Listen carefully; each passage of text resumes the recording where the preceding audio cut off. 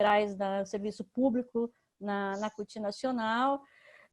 O doutor Marcos Palmeira, né, que ele advoga para os sindicatos dos serviços públicos, né, principalmente histórico nosso aqui do Sint, né, desde 2000 e pouco está com o Sint, né, e faz também assessoria para a FETRAN.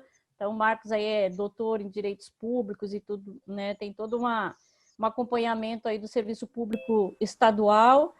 E o nosso diretor-geral do DIESE, né, o Fausto, que é mestrado, tem mestrado e doutorado em educação pela USP, né, e desde fevereiro ele assumiu a direção-geral, diretor técnico-geral do DIESE, né, então sejam os três bem-vindos, né, o Marcos é de Santa Catarina, o Pedro Mengol é lá do Piauí e o Fausto de São Paulo, né, viu como é fácil, tá bem...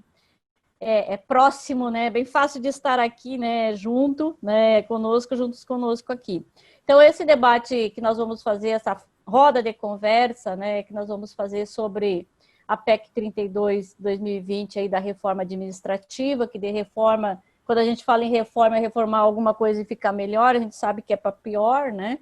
Então, nós vamos fazer essa roda de conversa, mas antes eu queria fazer os agradecimentos, agradecer os três que estão aqui, os demais que se inscreveram, que estão entrando na sala, que vão entrar aos poucos aí, que sejam todos e todas bem-vindas, né? Agradecer a FETRAN por a nossa plataforma da CUT Zoom, ela tem um espaço para 100 pessoas, e como nós já estávamos passando de 100, a gente conseguiu com a FETRAN, então agradecer a direção da FETRAN ali pela disponibilidade da plataforma, né? E hoje, então, essa fala vai ser em relação aí a essa PEC 32/2020, que foi enviada aí pelo governo federal em setembro, no Congresso Nacional, e nós sabemos que ela tem uma aceitação muito grande pelo Congresso Nacional, principalmente pelo presidente da Casa, pelo Maia, por todos aqueles que já vêm retirando os direitos dos trabalhadores, né? E esse governo que ele tem mais, desde que assumiu, desde o golpe da Dilma, nós só estamos levando lambada. E nós também fizemos essa roda de conversa para que não acontecesse que nem a PEC 241, que hoje é a Emenda Constitucional 92, que quando nós fizemos todo o debate com a sociedade, ficou muito para os servidores públicos. As pessoas consideravam, a iniciativa privada considerava que tinha a relação somente com os servidores públicos, né? Parecia que era um negócio só dos servidores públicos. E hoje nós sabemos que o SUS não tem recursos, a assistência social está sem recursos, tudo que passa para investimentos públicos está atrelado à Emenda Constitucional 95, né, o congelamento aí por 20 anos. E o mesmo nós queremos evitar que esse debate aconteça da PEC 32, fique somente para os servidores públicos, né? Então, aqui a gente vai fazer esse debate para ver, junto com os trabalhadores da iniciativa privada, de que a importância dos serviços públicos, da carreira dos servidores públicos, defender o concurso público, também da importância de tê-los como concurso público, né? Então, acho que por isso que nós precisamos, justamente nesse momento de eleições municipais, onde os trabalhadores e trabalhadoras, nós temos candidatos ligados ao movimento sindical, que tem que fazer esse debate com a sociedade, né, da importância dos serviços públicos, da importância de um concurso público, para não seguir aí do que indica, né? Então, acho que esse é o principal foco, e nós vamos fazer uma forma diferente. Nós até encaminhamos para os três palestrantes nossos, nós vamos fazer blocos de perguntas, tá? E esses blocos de perguntas, quando vocês fizeram a inscrição, todos lá tiveram oportunidade, veio bastante perguntas, nem todas a gente conseguiu, né? Mas a Priscila foi sistematizando e nós fizemos uns blocos, né? Então, no primeiro bloco, nós vamos ter os diretores da executiva da CUT vão fazer as perguntas, e vocês que não se sentirem contemplados com essas perguntas, no quarto bloco, nós abriremos para aqueles que não foram contemplados, né? Em todas as perguntas que já foram levantadas para os nossos debatedores.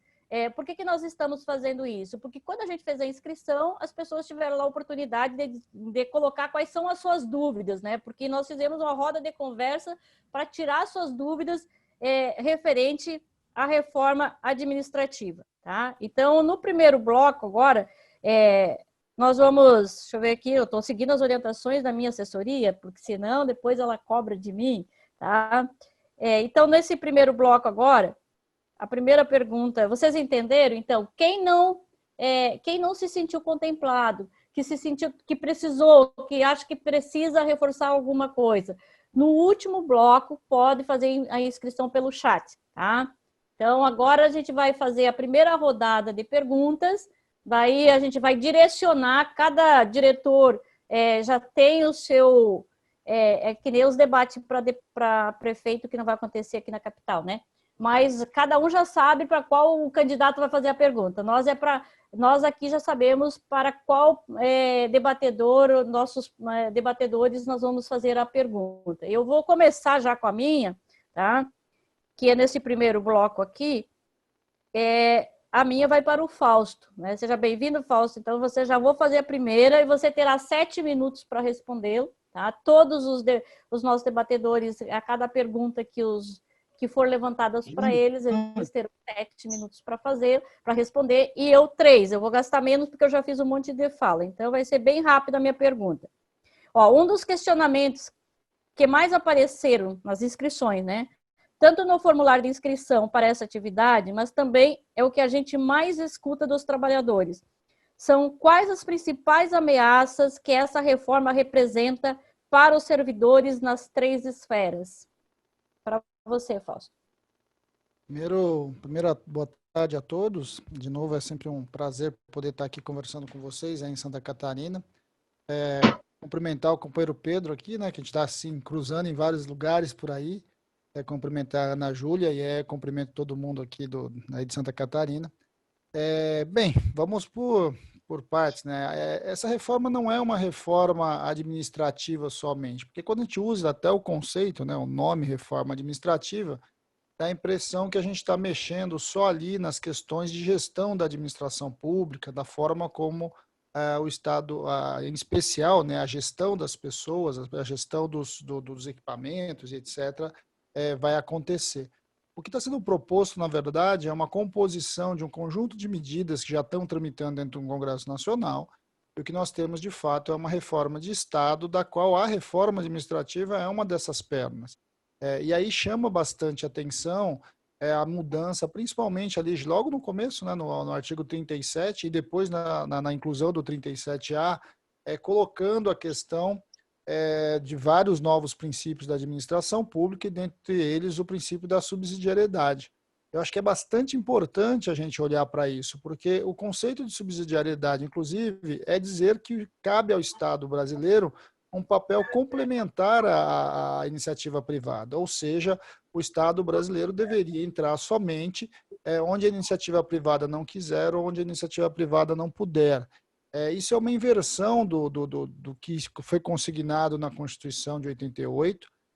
Se a gente olhar, em especial no capítulo da saúde, tanto quanto no capítulo da educação, a gente vai ver lá que, no caso desses direitos sociais, né, e não só, mas desses em especial, é um direito do cidadão, então a saúde, a educação, e é uma obrigação do Estado o provimento desse serviço, cabendo à iniciativa privada um papel complementar.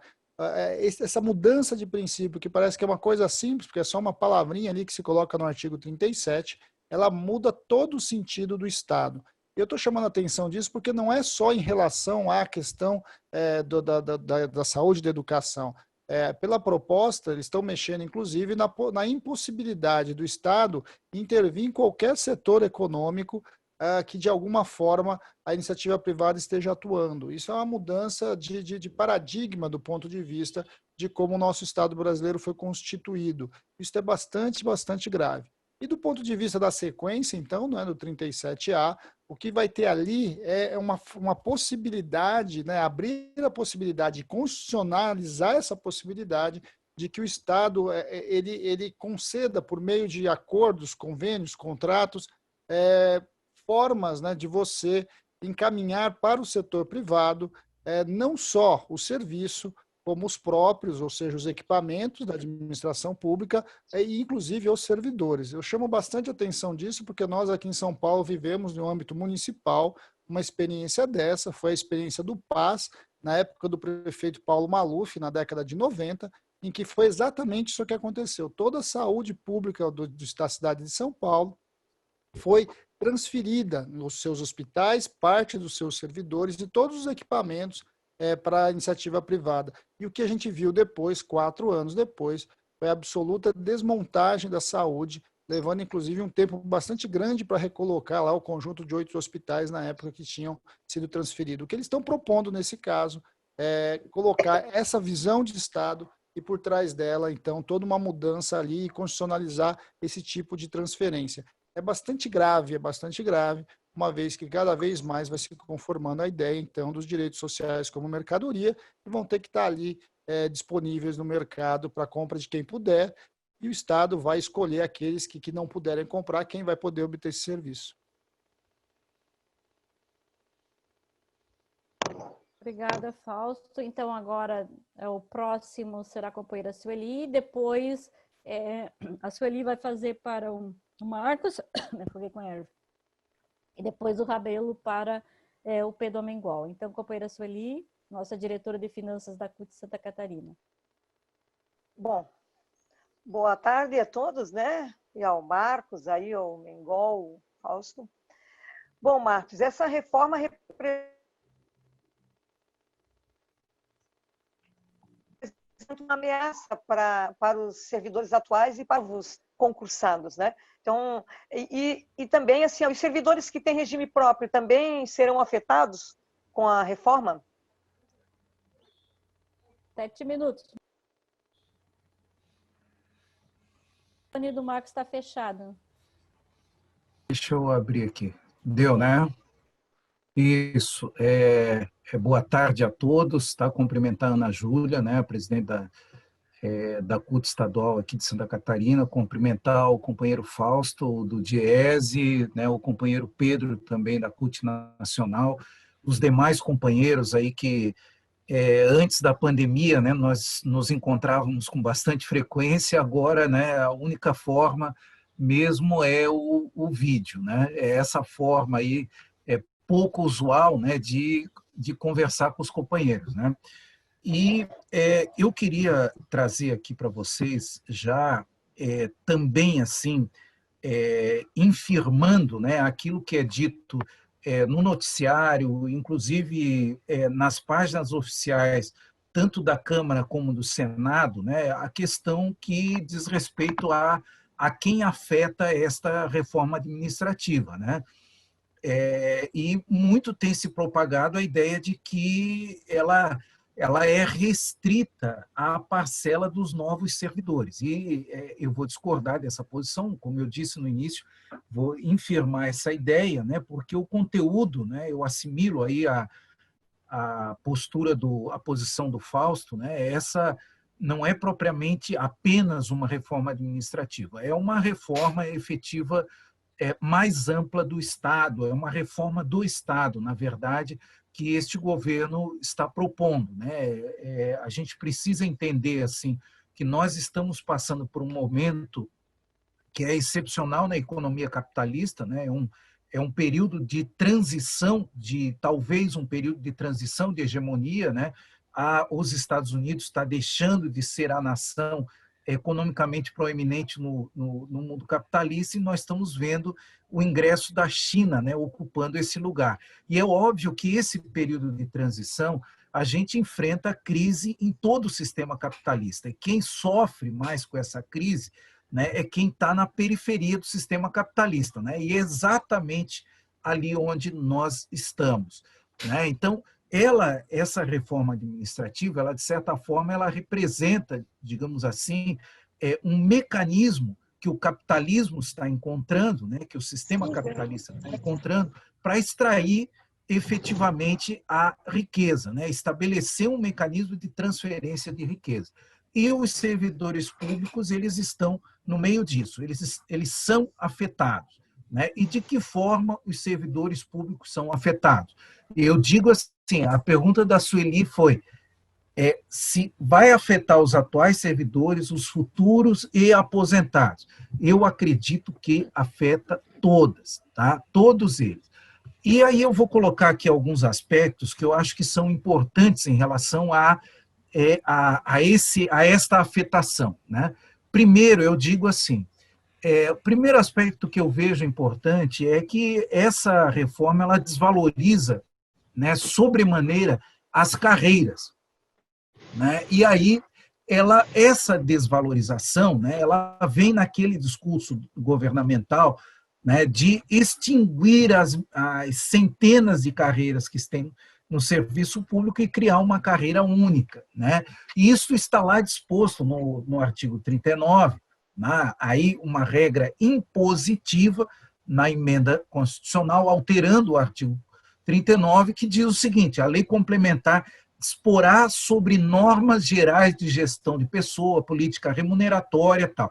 Então, e tem mais outros ali, né, mas vocês podem acompanhar na própria PEC, né? Então, o que isto significa para o serviço público e para os entes políticos da federação? Isso, no primeiro momento, significa um desprestígio à autonomia administrativa, à autonomia legislativa que os entes políticos subnacionais e da federação hoje têm para legislar sobre as carreiras, né, e os regimes jurídicos dos servidores públicos. Então, a ideia é acabar com esta autonomia, né, e transferir a responsabilidade para a União, que, mediante uma lei complementar, estabelece regras gerais para os servidores públicos. É interessante também destacar o seguinte, que se a emenda for aprovada com este texto, esta autonomia, esta possibilidade de legislar de forma suplementar, ela é atribuída aos municípios, e se os municípios legislarem primeiro que a União, né, na superveniência de lei federal, né, as leis elas vão se complementando, né, ou seja, a lei municipal ou estadual, ela aproveita naquilo que não for contraditório com a lei federal, tá? A outra questão, pessoal, é o aspecto aí que diz respeito aos vínculos, né? A esta figura jurídica que aparece lá no artigo 139, e aí ela vai estabelecer a ideia de que o servidor público ele tende a se aproximar ao regime jurídico do trabalhador comum, tá? Do trabalhador na iniciativa privada, porque com a emenda constitucional ela extingue a estabilidade para os servidores novos, tá? Mantém para os atuais servidores, né? Mas aí nós temos que colocar aspas, né, entre esta estabilidade, porque ela depende de uma avaliação constante e os critérios também podem ser estabelecidos em lei complementar, serão estabelecidos a posteriori, mas ela estabelece para os novos servidores 5 formas de vínculo, né? São 5 formas de vínculo, e nenhum desses vínculos garante a estabilidade, tá? Eu destaco aí, além daquele vínculo por prazo determinado, o vínculo de experiência como etapa do concurso público, né? O vínculo típico da carreira de Estado, eu destaco aí a questão do cargo de liderança e assessoramento, tá? Ou seja, este cargo de liderança e assessoramento, ele substitui aquela função de confiança que no atual regime constitucional, privativo do servidor público estável, tá?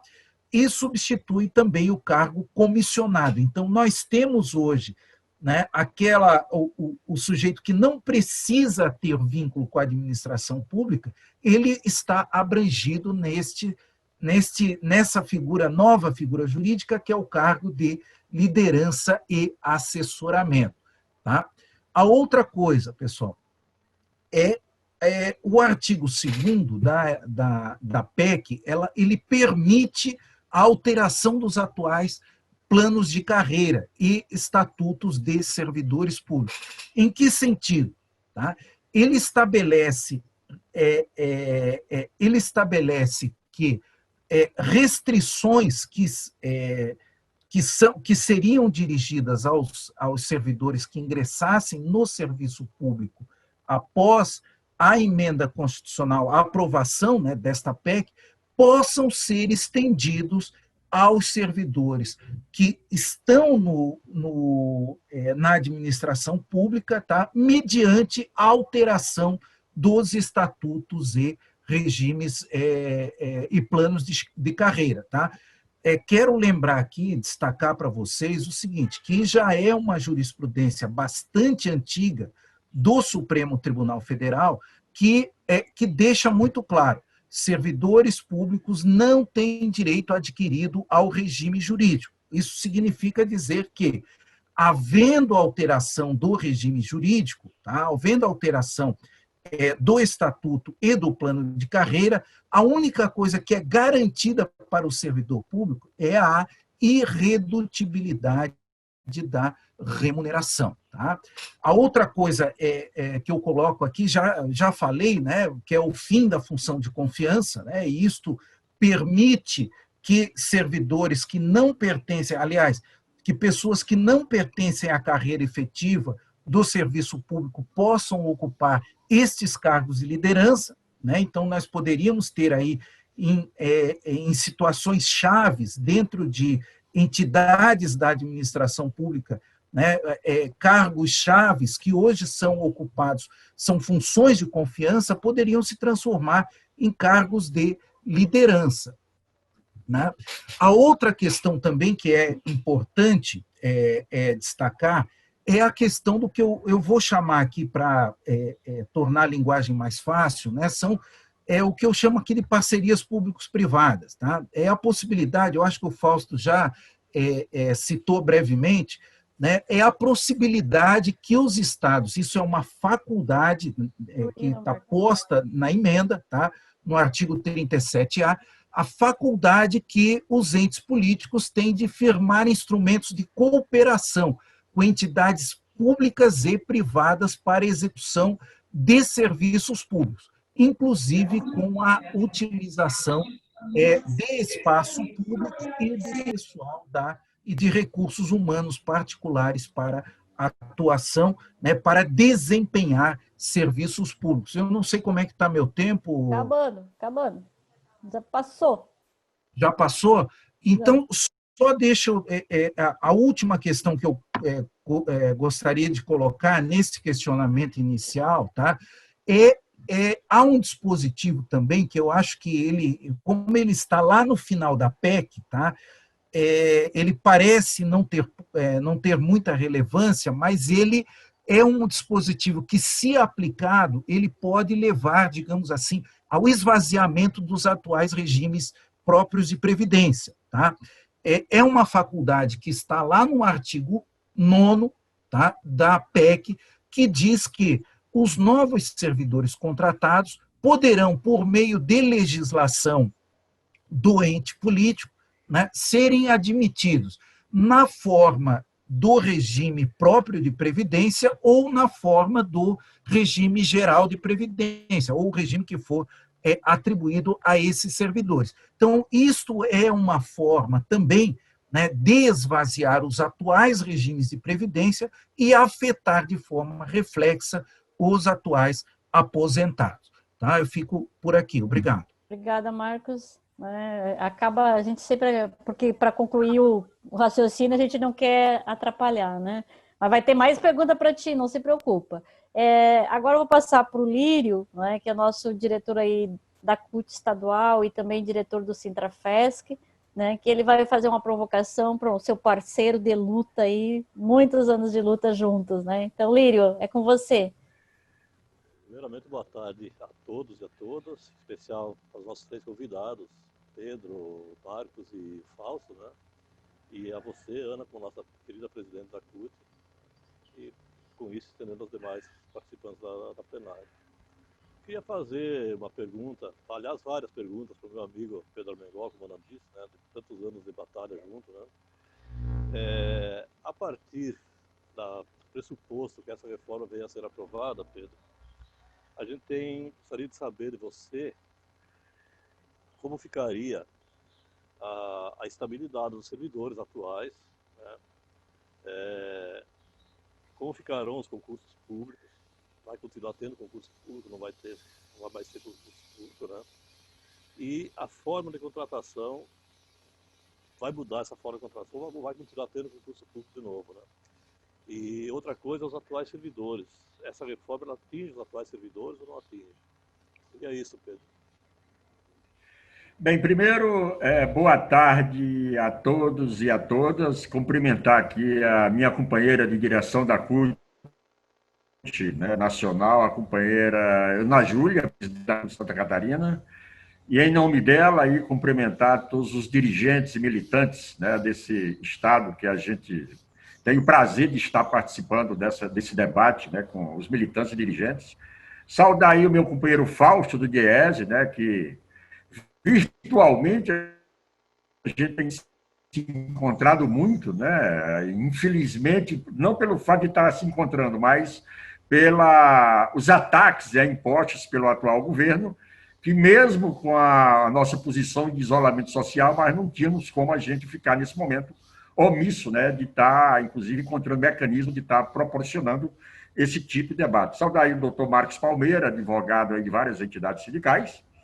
E aqui eu tenho uma listinha aqui também, o companheiro Lírio, aí há mais de 30 anos, eu não sou velho não, mas há mais de 30 anos que a gente está aí nessa labuta, né? Nessa labuta. Uhum.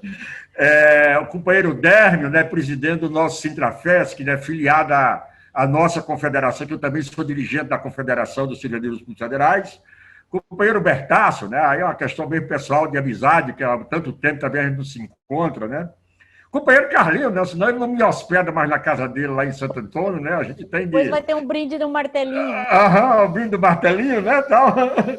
E cumprimentar, inclusive, até informar que estamos aqui também nessa roda aqui de conversa, a companheira Graziele Almeida, que é da nossa assessoria de comunicação aqui, que está acompanhando esse debate aqui, naturalmente acumulando também sobre esse momento importante.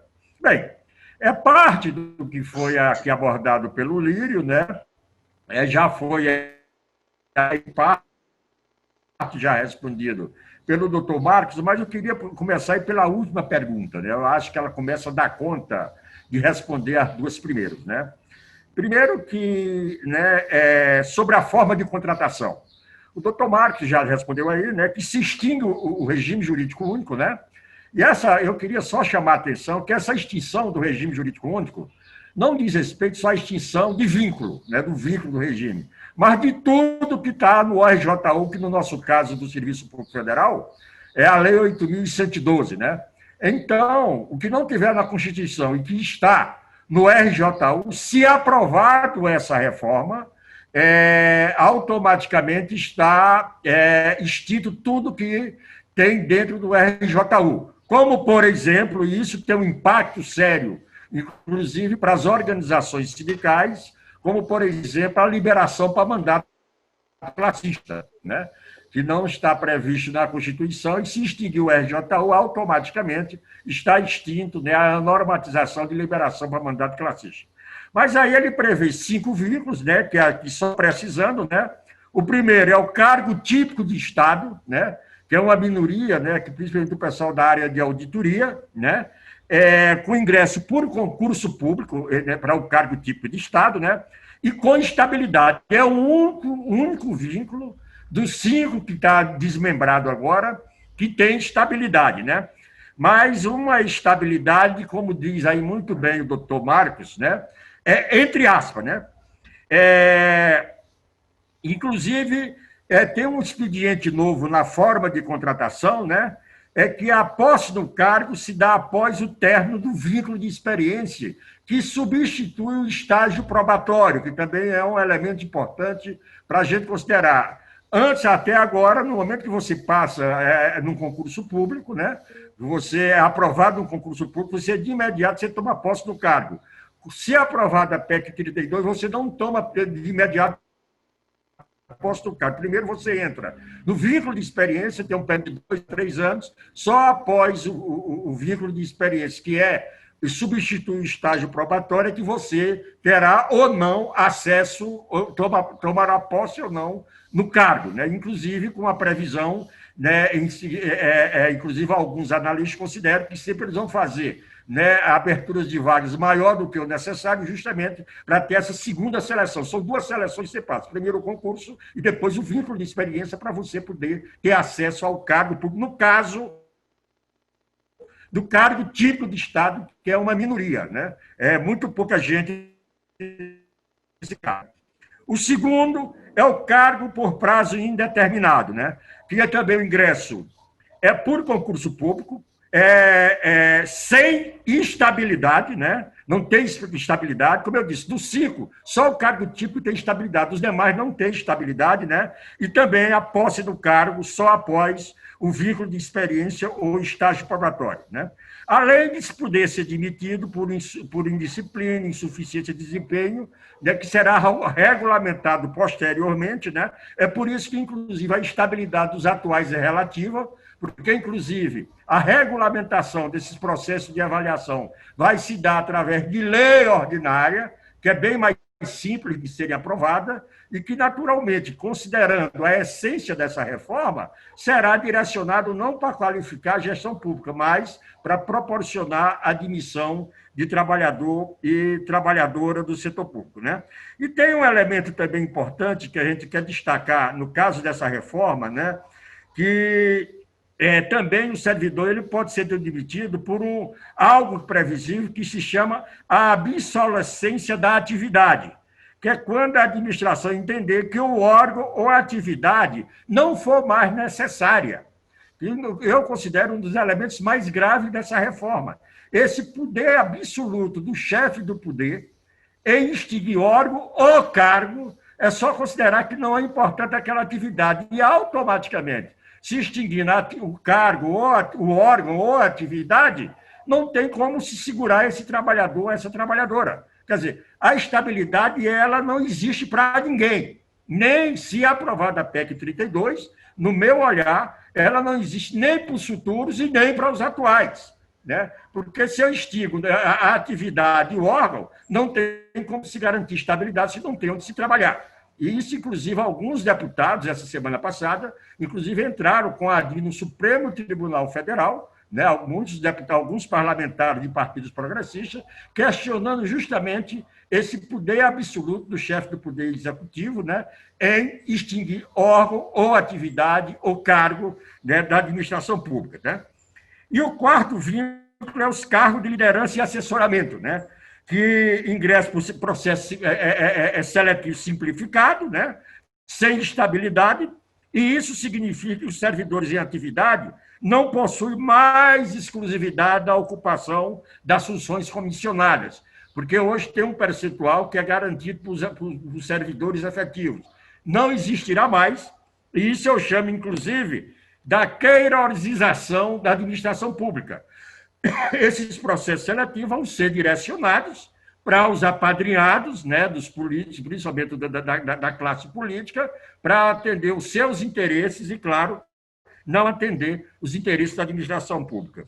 E, por último, que é justamente o vínculo de experiência que substitui o atual estágio probatório, que não é garantia de acesso ao quadro, ao cargo, né? Então, nesse primeiro bloco de perguntas, eram esses elementos que eu queria levantar aqui para reflexão, e obrigado aí pela paciência. Obrigada, Pedro. Como não temos assim um intervalo comercial para ir para o segundo bloco, tá? Depois a gente vai, até para dizer que esse ciclo, essa roda de conversa, ela vem já na semana do servidor público também, né? É uma das agendas da CUT Santa Catarina, e no final, daí o Luírio participou ontem da plenária dos servidores nas 3 esferas, do Fórum dos Servidores, né? Tem um ato para o dia 28 aqui na Grande Florianópolis, mas também a gente quer passar orientação aí, não sei se a Sueli chegou a participar também, mas orientação para que os demais cidades do estado organizem alguma atividade, né, em defesa dos serviços públicos, né, e é claro que em defesa dos servidores públicos. Se não tem servidor público com qualidade valorizado, o serviço público com certeza será sucateado e precarizado, né? Então, agora, gente, como não temos intervalo comercial para os blocos do debate, né, e a roda de conversa, eu vou passar agora para o nosso secretário-geral, o companheiro Rogerinho, né, que vai fazer a próxima pergunta aí. Boa tarde a todas e a todos. Cumprimentar a Ana Júlia, cumprimentar a Priscila pela organização aí da nossa roda de conversa, cumprimentar o companheiro Fausto, do Diese Nacional, o companheiro Pedro, da CUT Nacional, e o doutor Marcos Rogério Palmeira, né? Escondeu o Rogério, é um crime, né? O Rogério é um nome tão bonito. Tu foi descobrir o nome dele completo. Nome desse bonito aí, pô. Então, parabenizar a todos aí que estão envolvidos, né, nesse debate, um debate que está aí na pauta, né, que agora é a bola da vez, é a reforma administrativa. É sabido aí por todos, né, que a história do movimento, da luta dos trabalhadores, ela é sempre dura e árdua, né, e sempre, para nós, nada é fácil. Tudo é na base da pressão, da organização, da insistência, e sempre, nos piores momentos, como esse momento que a gente está vivendo aqui, fica evidente a correlação de força entre a classe trabalhadora e os empregadores, o dono que detém o recurso financeiro, o maquinário, etc. E, mais uma vez, essa reforma é fruto também do golpe, né, que a classe trabalhadora, o povo brasileiro, sofreu em 2016, a partir do impeachment da presidente Dilma e do golpe dado por, então, o presidente Michel Temer, e agora está esse cidadão aí também de plantão no governo, e toda a sua equipe. E aí fica uma pergunta que é muito pertinente, né?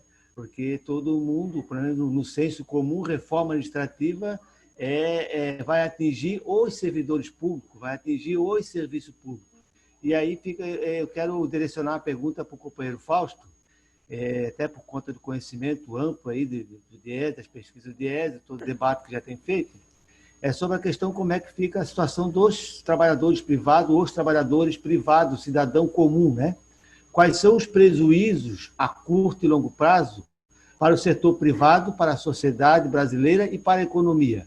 Ficar claro, né, que essa reforma administrativa vai também afetar o trabalhador de condomínio, o marceneiro, a dona de casa, o comerciante, o comerciário. Então, é uma reforma que precisa ficar clara para a sociedade, que não é só o serviço público, que não é só o funcionário público, é toda a sociedade que vai ficar no prejuízo. Obrigado, Rogério, pela pergunta e por quem está formulando a pergunta também, né, porque foi enviada por várias pessoas. Primeiro que há uma narrativa sendo construída de que essa reforma só vai atingir os novos servidores, né? Primeiro que esse é um grande equívoco, o Marcos falou um pouquinho, o Pedro também, essa reforma vai atingir a todos. Ela atinge os novos, porque é óbvio, quando você quebra o RJU, você vai atingir os novos na quebra do RJU, porque a forma de contratação vai ser a forma de contratação. Vai atingir os atuais de várias formas, o Pedro e o Marcos colocaram algumas. Existe um conjunto que eles chamam de vantagens, né, que vão passar a ser proibidas. Então, nós estamos falando aí desde o férias acima de 30 dias. Então, no caso da educação, nós estamos discutindo, por exemplo, a questão do recesso. Está se falando em todas as figuras de tempo, ou seja, quinquênio, sexta parte, triênio, noênio, tudo isso passa a ser proibido. Está se falando em proibir também a licença-prêmio, a questão também do salário substituição, né? Ou seja, você, de certo modo, garantir ali o salário para quem mantém. Ou seja, isso ele afirma o tempo todo que vai valer só para os novos, mas, na verdade, o que ele diz é que as legislações subsequentes à reforma não poderão versar sobre isso. Eu chamo a atenção disso porque, no direito administrativo, tudo precisa, de alguma forma, ter regulamentação legal. E a gente sabe que os sistemas de reforma, historicamente, no Brasil, são implementados. Então, mesmo quando você afirma que não vale, a gente sempre acaba tendo que ir para a justiça para dizer que isso não vale. Isso pensando sobre esse aspecto mais geral aí com relação aos servidores que estão na ativa. Então, é um conjunto de direitos que muito provavelmente serão perdidos, seja serão perdidos diretamente por conta da reforma, seja serão perdidos no seu processo de regulamentação. Eu chamo a atenção do que aconteceu recentemente com a 173, né? A Lei Complementar 173, e o governo empurrou a lei do teto, e não só a lei do teto, mas, por exemplo, inclusive privatização do saneamento básico para os estados que quiserem aderir ou ter algum recurso na ajuda da pandemia. Ou seja, então o Estado tem um poder, o governo federal, um poder bastante grande de empurrar obrigações para entes federados a partir, por exemplo, das transferências não obrigatórias. Nós estamos falando, por exemplo, dos empréstimos, né? O governo federal vai emprestar recurso, vai encaminhar recurso, ele pode exigir coisas. Então, aí você já começa a ver como vai pegando todo mundo. A outra coisa é que pega o aposentado de várias formas. Pega o aposentado, como o Marcos lembrou, porque o que acontece? Conforme você vai desequilibrando os regimes próprios de previdência, a reforma da Previdência de 2019 colocou um dispositivo que diz o seguinte: toda vez que o regime próprio estiver em desequilíbrio, poderá ser criada contribuições complementares para o seu reequilíbrio. Ou seja, é bem provável e é quase que inevitável, porque você vai caminhar boa parte dos servidores do regime próprio de previdência, você vai desequilibrar os regimes, porque você só vai colocar aposentados, os novos servidores ou os novos trabalhadores não entrarão nesse regime próprio, ele vai se desequilibrar. O que vai significar? Vai ser criada contribuições complementares, tanto para trabalhadores da ativa, quanto os trabalhadores aposentados, né? Aqui em São Paulo, por exemplo, a discussão já partia de ser 22% a contribuição para a Previdência. Nós, nesse caso, estamos falando de corte de salário, de fato, essa contribuição ela vai abocanhar a remuneração.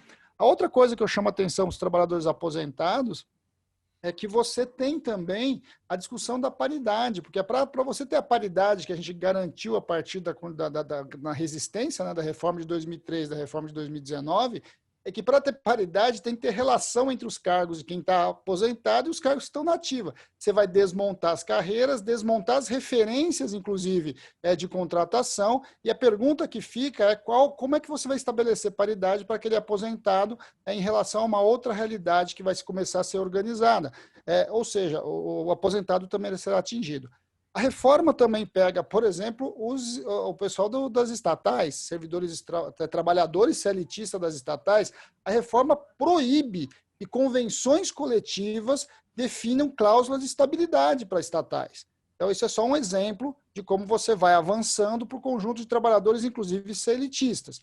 E aí a gente vai chegando nos outros setores. Na indústria, certamente será atingida.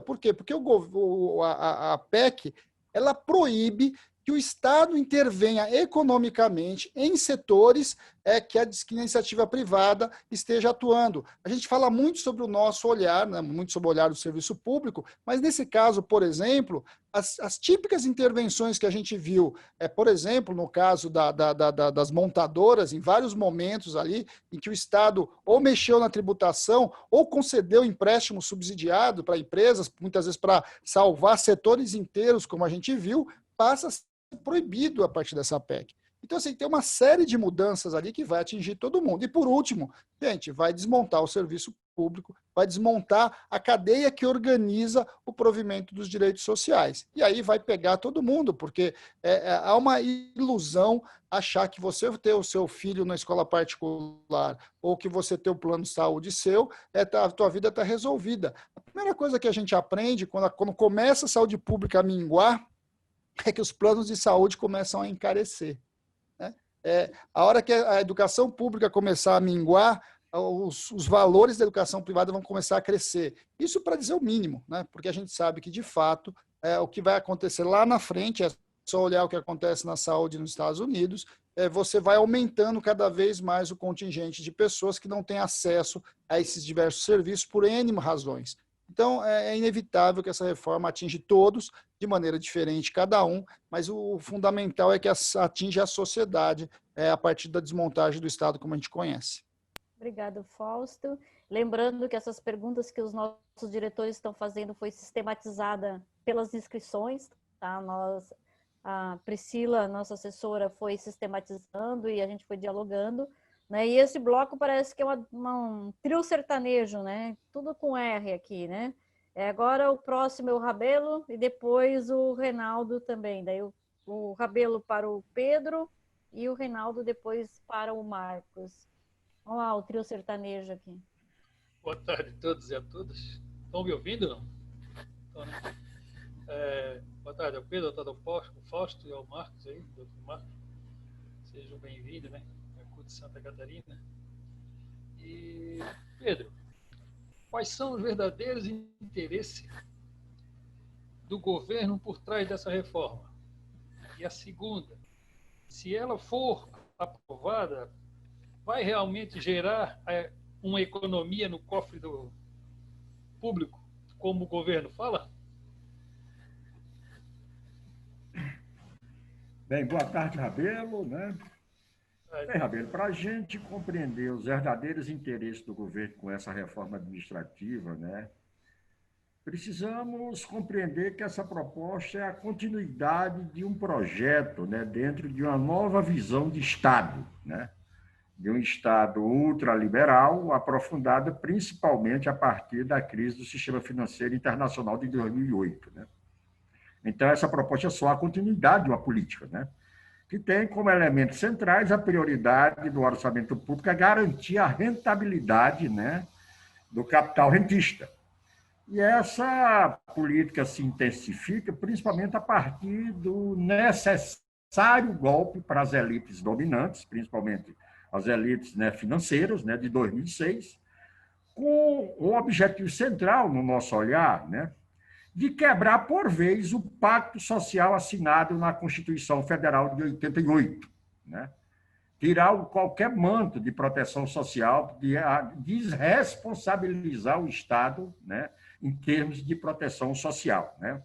E aí eles começaram, inclusive, com a reforma trabalhista, né, que tem como objetivo, né, que ela não terminou ainda, né, diminuir e acabar com a proteção social ao trabalho, né, extinção do Ministério do Trabalho, carteira verde e amarela, porque ela continua, uma reforma continua em curso, para acabar com qualquer proteção social ao trabalho. Né? Depois, logo a seguir, o segundo, que foi, para mim, do nosso olhar, a maior reforma estrutural do ponto de vista fiscal do país, que foi a PEC da morte, a PEC 55, que resultou na emenda constitucional número 95, né? Foi a maior reforma estrutural que teve nesse país, né? Que tem como objetivo de retirar as pessoas do orçamento, gradativamente. Né? Se você olha o comportamento, inclusive, do orçamento público de 2016 para cá, em 2016, né, o orçamento público, em torno já de 43%, 44%, era para pagar juros e amortizar a dívida. O orçamento para 2021 já é 53% de todo o orçamento, né, público, já é para pagamento de juro, né? E assim a projeção gradativa com a emenda constitucional número 95 é que no final dos 20 anos, né, que prevê a emenda constitucional número 95, do chamado teto de gasto, esteja lá 80%, 90% de todo o orçamento público, né, para pagamento de juro e amortização de dívida. E isso eu chamo de retirar gradativamente as pessoas do orçamento. Como exemplo, né, só no SUS, nos últimos 4 anos do SUS, foram retirados 40 bilhões do SUS, do Sistema Único de Saúde. No orçamento de 2021, vão retirar do Sistema Único de Saúde, né, por força da emenda constitucional número 95, 30 bilhões de reais. Né? Agora, imagine daqui a 20 anos se vai existir alguma coisa. Né? Hoje à tarde, eu conversava com um jornalista de um determinado estado, e ele dizia como é que vai ficar a saúde pública. Eu disse, não vai existir saúde pública. E como é que ficam as pessoas? Eu disse, bem, quem pode pagar, sobrevive. Quem não pode pagar, morre. E o jornalista não gostou da minha resposta, achou que eu estava exagerando na dose. Eu digo, não. Se nada for mudado, a lógica é essa. De daqui a 20 anos, não vai ter atendimento público de saúde. Né? Quem puder pagar, sobrevive. Quem não puder pagar, morre. Infelizmente, a maioria não pode pagar, né? A maioria vão morrer, é a barbárie, né? Aí vem em seguida a reforma da Previdência, também faz parte desse pacote, né, ultraliberal, né, que é de inviabilizar o acesso à aposentadoria à maioria dos trabalhadores e trabalhadoras brasileiras. No momento que eu exijo 40 anos de contribuição com a rotatividade do mercado de trabalho que tem no Brasil, Você está dizendo que a maioria dos trabalhadores não vão ter mais acesso à aposentadoria pública, né? E a outra maioria também não pode pagar uma previdência complementar privada, né? Então, é acabar com essa possibilidade, né?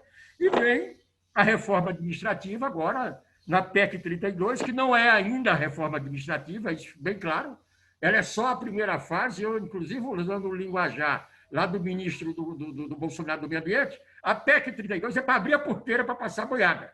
O pior virá se passar essa primeira fase, que esperamos que não passe, nós vamos lutar para que não passe, virá na segunda e terceira fase, que ela vai ser regulamentada através de projetos de lei suplementares e projetos de lei ordinária.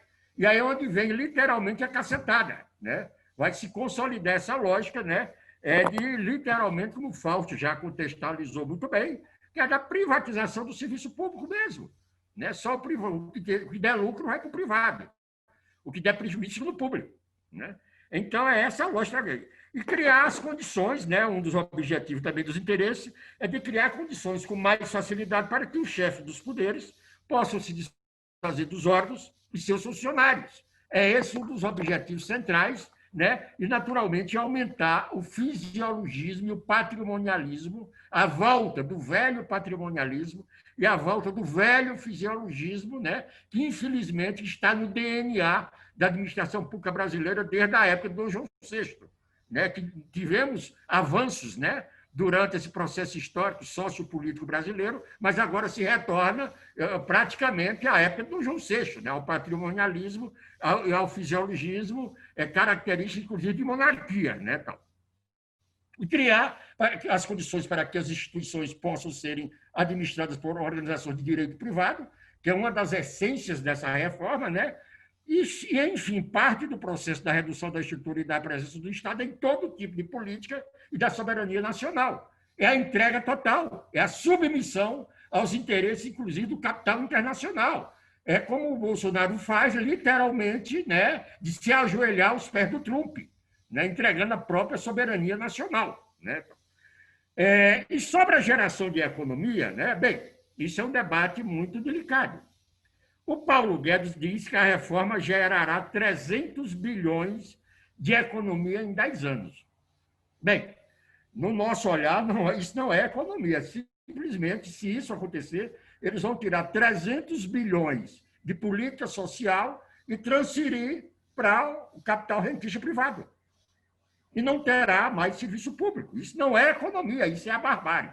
Né? Tirar, como eu digo, para concluir essa parte, né? Justamente tirar qualquer política de proteção social, rasgar, né, o manto de proteção social garantido e acordado na Constituição de 88. Aliás, desde 95, principalmente, no primeiro governo Fernando Henrique, que isso tem sido a lógica. Né? Inclusive, alguns dizem que a Constituição era muito avançada para o Estado capitalista que nós vivemos. Então, é rasgar esse manto de proteção social garantido na Constituição Federal de 88. É isso. Obrigado, Pedro. Quem tem chimarrão, vai passando o chimarrão aí. Eu vou passar para o Reinaldo, e depois, na fala do Reinaldo, no terceiro bloco, depois a gente entra para o terceiro bloco, e quem quiser se inscrever, já se inscrevam ali, né, para o quarto bloco, que são as considerações finais, mas também aqueles que não se sentiram contemplados, que faltou, né, porque a gente tentou contemplar todas as questões. E antes também, no quarto bloco, antes de nós encerrarmos, nós vamos pedir para todos ficarem na tela com as fotos, para que a gente também possa registrar, né, Priscila? Senão fica assim ali só o nome da pessoa, é tão ruim, né? Quando põe lá nos documentos da comunicação, a foto, né? É legal que estejamos todos aqui na telinha, pelo menos, mesmo distante, mas na tela. Eu vou passar para o terceiro R, que é o Reinaldo, né, o nosso secretário de comunicação, para encerrar esse bloco, né, e depois a gente tem intervalo comercial e continuamos com o terceiro bloco. Reinaldo está por aí? Eu vi ele. Jornal da Globo, Ana Júlia. Sim, Ana, eu vou falar sem o vídeo, até porque eu tenho problema na internet. Queria cumprimentar o Fausto, né, o Pedro, o doutor Marco, né, cumprimentar você, Ana Júlia, e cumprimentar também a Priscila aí pelo trabalho aí que fez aí para que essa roda de conversa esteja acontecendo, né. Um dos principais objetivos dessa reforma é diminuir o tamanho do Estado, né? Assim como já aconteceu com a PEC 95, no congelamento de gastos, e também a reforma da Previdência. Eu queria ver com o doutor Marcos se é possível ele estimar qual a porcentagem de redução do Estado nos próximos 10 anos. Obrigado, Reinaldo. Quero ver essa aí dessa agora, Marcos. Eu acho o seguinte, que a questão de percentuais aí é imponderável, tá? Mas eu penso o seguinte, a sociedade brasileira, né, e a classe política, esses setores que estão dominando, né, a política no país hoje, eles já estão criados há um bom tempo nessa cultura da austeridade, né? É só a gente lembrar o seguinte, que desde o ano 2000, né, pelo menos, né, se não antes, né, nós temos, mas eu digo assim, como marco legislativo, né, nós temos desde o ano 2000 essa política de austeridade institucionalizada no Brasil, né, que é por meio da Lei Complementar 101 de 2000, que é a Lei de Responsabilidade Fiscal.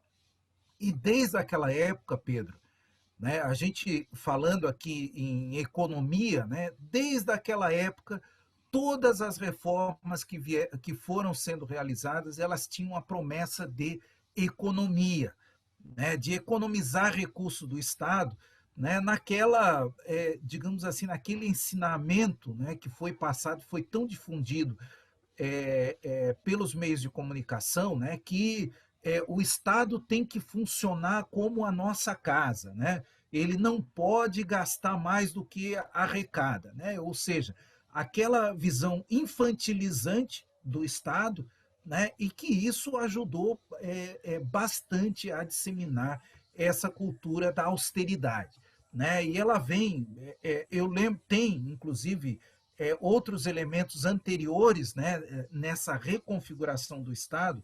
Eu só citaria, por exemplo, a Lei Candir, que outro dia eu estava ouvindo um companheiro do MST, ele dizendo, olha, o agronegócio, os produtos primários, eles saem do Brasil sem pagar um centavo de tributo, né? Porque a exportação ela é desonerada da tributação por conta da Lei Candir, né? E a gente compra o produto elaborado do exterior, ele chega aqui, né, num processo de transferência, de troca desigual, né, ele chega aqui com todo o tributo, né, inclusive com o valor da força de trabalho que é empregada lá no exterior, que inclusive é mais cara que a nossa, né? Então, esta política da austeridade, ela tem, digamos assim, a despeito da reforma, né, independentemente da aprovação da reforma administrativa, ela já tem precipitado o Estado brasileiro para um processo de enxugamento,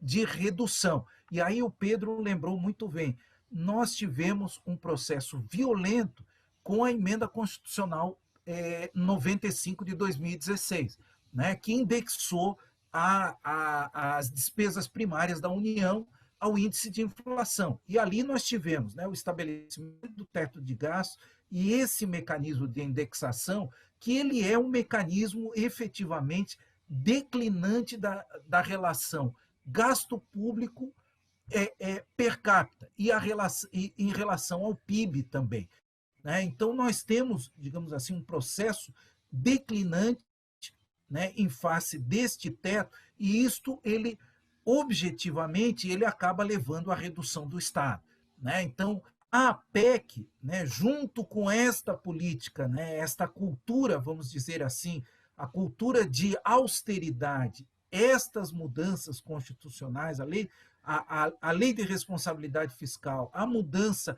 constitucional com a emenda constitucional 95, né, são políticas hoje que já armam, né, a elite brasileira, já armam essa burguesia, não sei se a gente pode chamar isso de burguesia nacional, né, mas esta burguesia, né, num processo de encolhimento do Estado.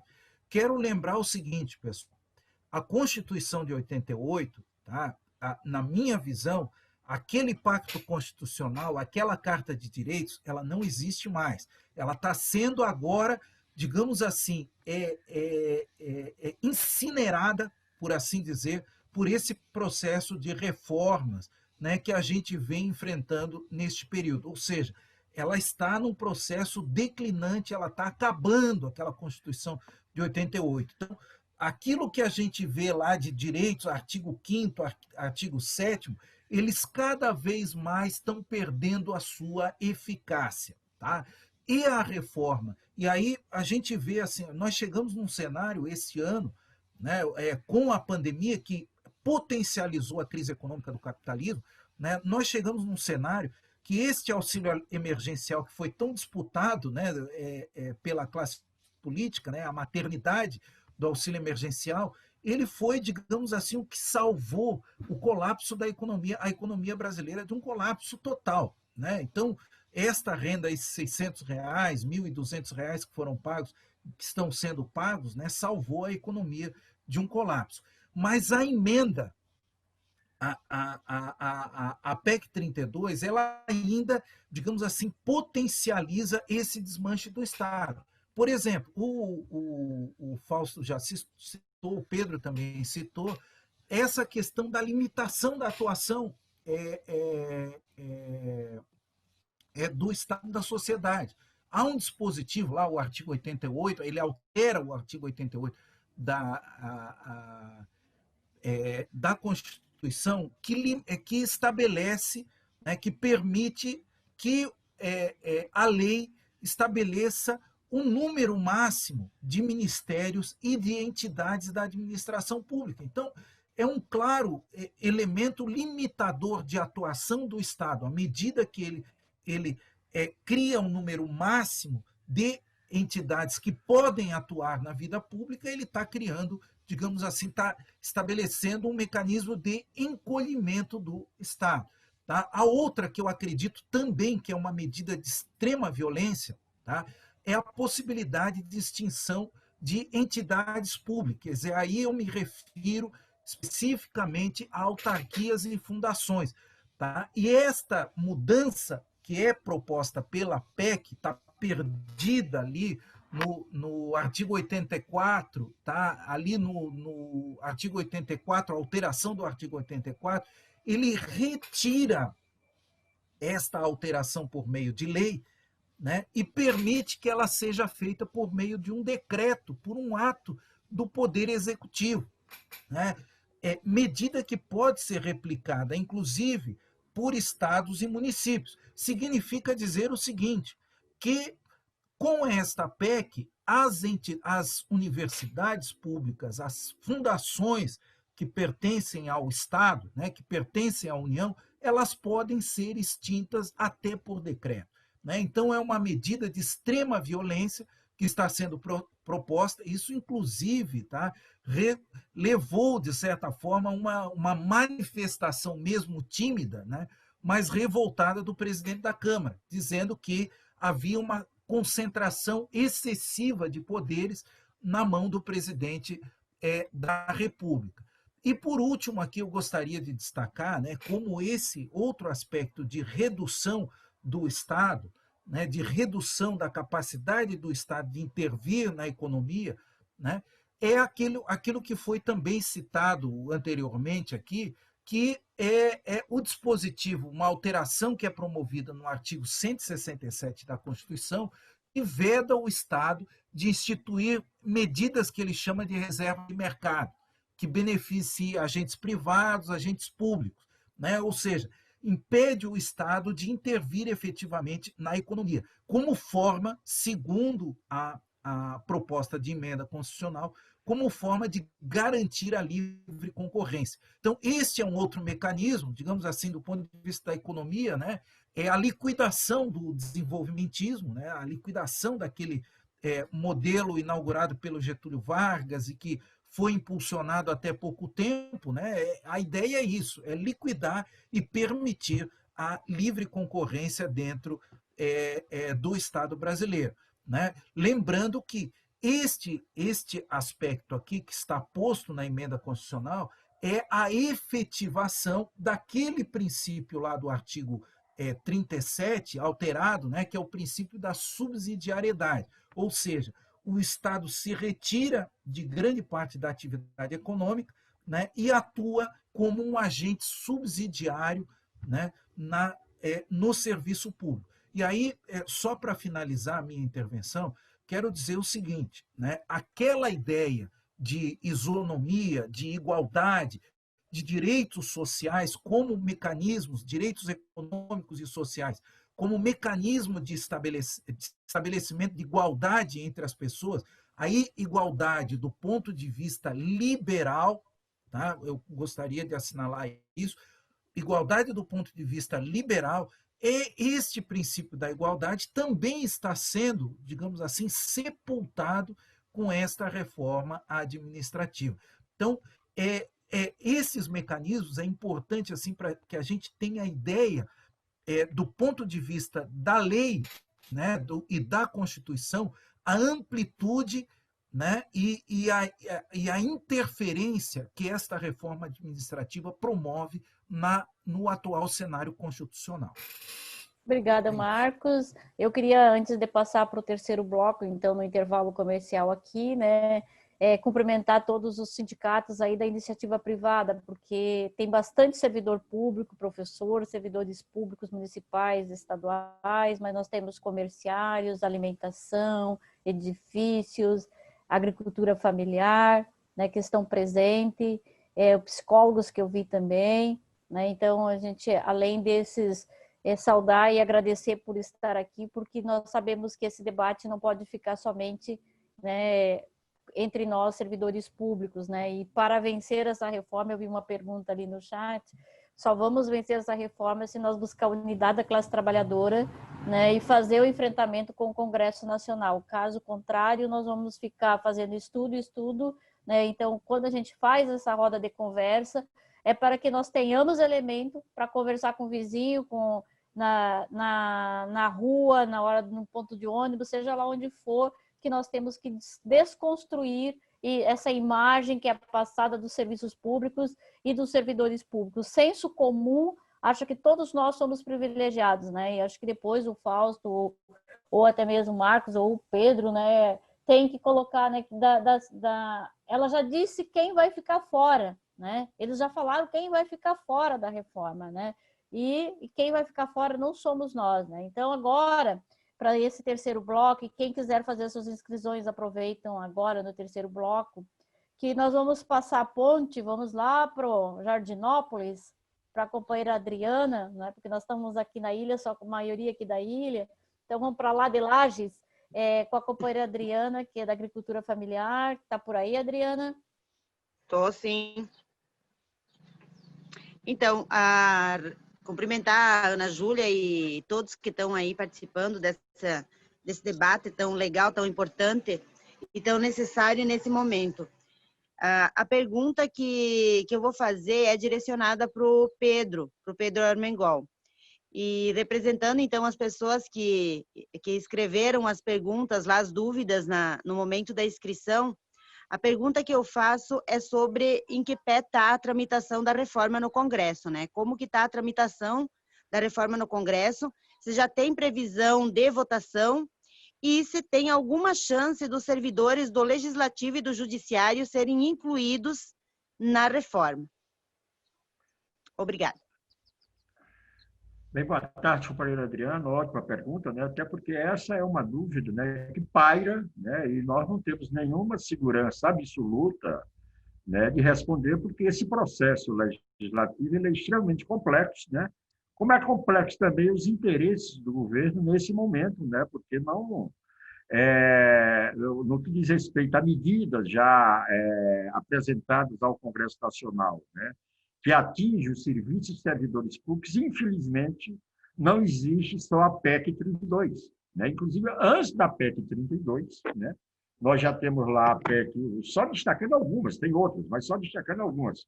Temos lá a PEC 186, que trata, inclusive, da previsão de redução do salário do servidor público, a PEC 188, da questão do Pacto Federativo, né? E também temos quais, vamos dizer, as prioridades de governo. Nesse momento, a movimentação que há do Bolsonaro e do Maia, porque a agenda deles são idênticas, né? A agenda macroeconômica, né, deles são idênticas, né? Eles se movimentam mais interessados em viabilizar o Renda Cidadã, né? O Renda Cidadã, que é o grande projeto eleitoral para garantir a reeleição do Bolsonaro e garantir, inclusive, aí os privilégios do grande capital, né?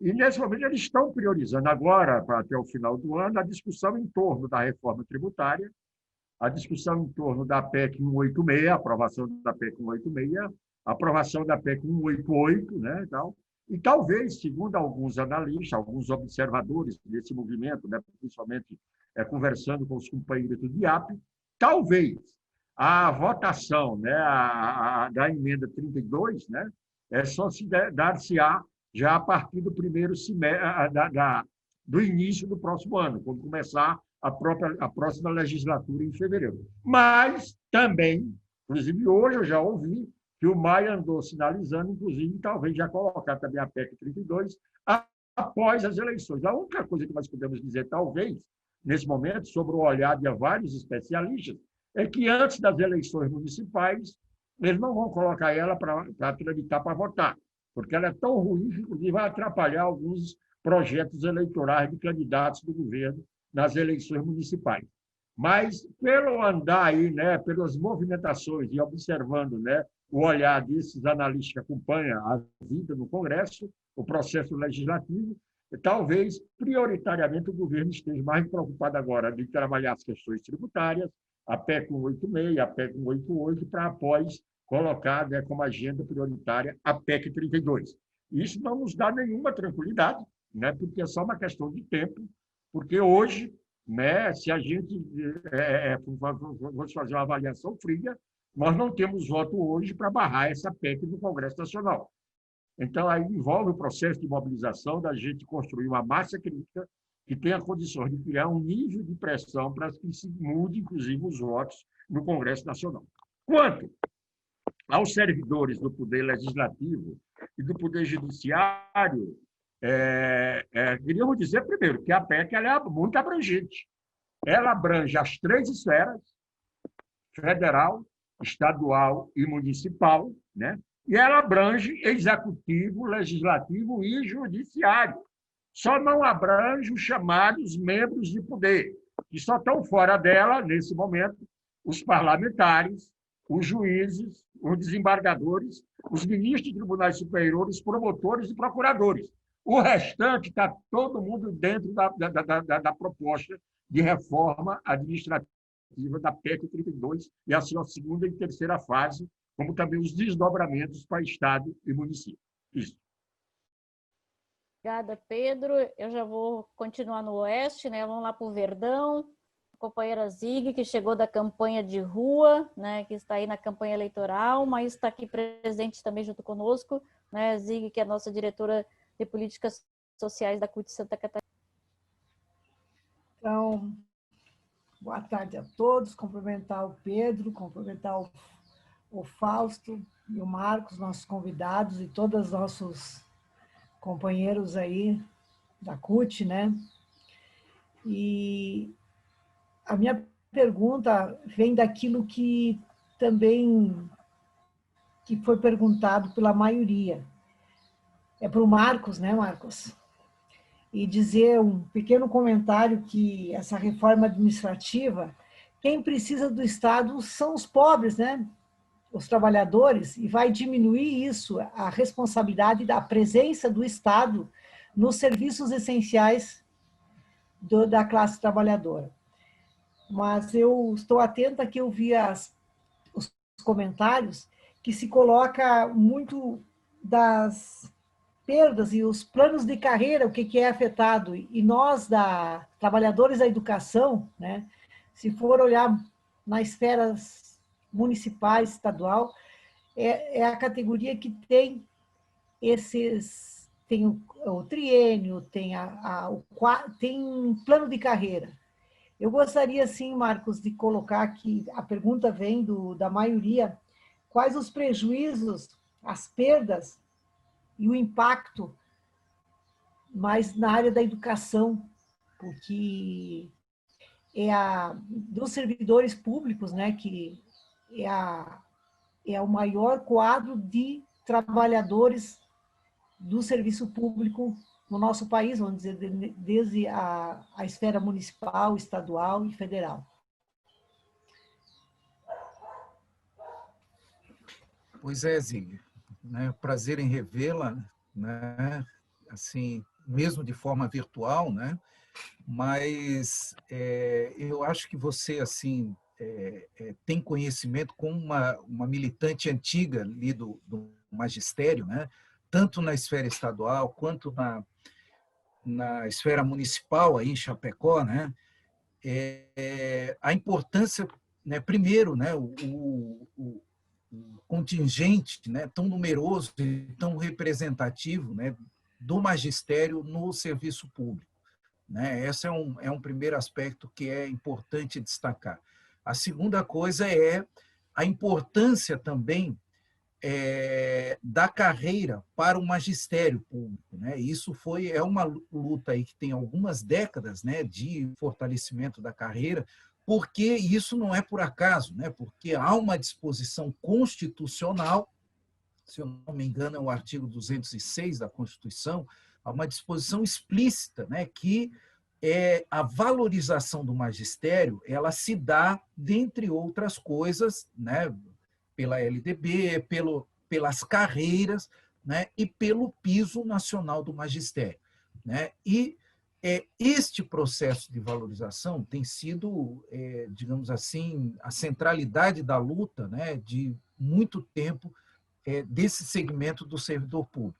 E a reforma administrativa, ela, digamos assim, ela não ataca diretamente, né, explicitamente, né, o diretamente seria um termo incorreto, né, mas ela não ataca explicitamente, mas os efeitos da reforma administrativa e as alterações que podem vir posteriores e que certamente virão se o texto for aprovado desta forma, né, porque a gente sabe que quando tem alteração legislativa no âmbito do servidor público, o primeiro setor que é afetado é o magistério, né, certamente nós teremos prejuízos. Tá? E eu separei aqui alguns exemplos, né, porque essa reforma ela é bastante ampla, né, e ela pode afetar, né, além daqueles aspectos que eu falei, né, no respeito do regime geral de servidores públicos, né, que eu falei lá no primeiro bloco, né, eu separei alguns aspectos aqui que eu acho importantes. Tá? A primeira coisa é, efetivamente, tá? Nós poderemos ter aí, após se a reforma for aprovada neste formato que está aí, na PEC, né, nós teremos efetivamente um ataque à carreira do magistério. Né? E esse ataque ele pode vir pela incorporação de benefícios. Tá? O magistério, a gente sabe, o Estado não tem mais, mas municípios ainda pagam a gratificação de regência de classe, adicional de tempo de serviço. Tá? Tem municípios que pagam também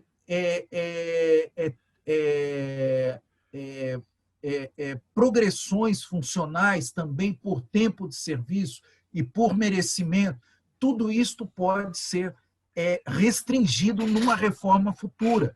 O direito à licença-prêmio, tá? Que inclusive já está previsto nesta PEC para os novos servidores, a extinção imediata, e essa extinção pode ser estendida aos atuais servidores, mediante legislação, bem como o adicional de tempo de serviço. Então, essas garantias e também mecanismos de progressão. Né? A gente sabe que a primazia, né, da atividade do magistério, né, é o aperfeiçoamento, é um processo no magistério que é constante de aperfeiçoamento, e a gente sabe que isso é uma tradição. O magistério fazer o aperfeiçoamento e ter o direito à progressão. Este processo ele pode também sofrer alterações e tornar isto mais difícil. Né? Considerando, inclusive, que o Estado de Santa Catarina é um exemplo, né, de desestímulo ao aperfeiçoamento do magistério. Tá? A segunda coisa que eu acho que pode afetar sobremaneira o magistério é aquela questão que eu mencionei aqui, como parcerias público-privadas, né? Esses convênios, esses ajustes entre a iniciativa privada e o setor público para prestar serviços públicos. E isto pode afetar a área da educação, né? Vocês imaginem, nós temos uma empresa privada, firmando um acordo, firmando um processo, um contrato com o Estado ou municípios, né, para gerir a educação pública do Estado, para gerir a educação pública dos municípios, ditando políticas, gerindo pessoal, estabelecendo mecanismos de avaliação, tudo isso. Isto está aberto com esta PEC, né? Casando, inclusive, com a possibilidade, já desde a época do governo Temer, de terceirização total do serviço público. Você vê que as peças vão se juntando e abrem uma possibilidade imensa para negócios privados no setor público. Tá? E, por último, eu gostaria de destacar também aqui uma proposta que já está em discussão, tá? E que semana passada e esta semana o presidente já se manifestou, né? Que é a mudança do mecanismo de valorização anual do piso nacional do magistério, né? Ou seja, ele quer substituir a variação do valor anual, né, pela variação inflacionária.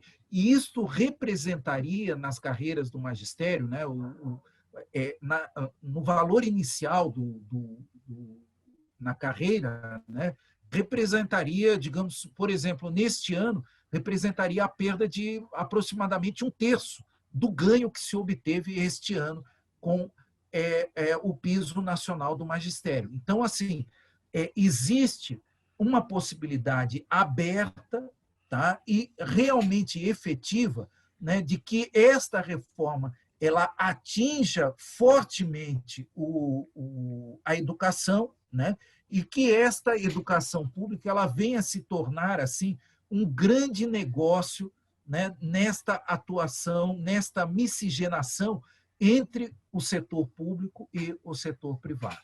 Tá? Infelizmente. Por isso, a importância do combate, a importância da mobilização, inclusive, do magistério. Obrigada, Marcos. Agora eu vou fazer o papel aqui, quero saudar o pessoal do Sintesp que está aqui, né? Marileia, Marlete, que eu vi. Essa pergunta seria para o Josias, mas como ele não está presente, ele faz parte da direção da CUT também, executiva, mas eu estava aqui lendo a pergunta e parte dela já foi respondida, né, que é a mobilização do Congresso Nacional, né, então acho que eu queria fazer uma outra para o Fausto, né, se essa reforma administrativa está prevista ou tem a possibilidade de ter uma redução da jornada, redução salarial, né, tanto para as estatais quanto para os servidores públicos, né, Fausto? Acho que poderia abordar isso, né, e quais são as estratégias e desafios que nós temos pela frente, né, para barrar essa reforma.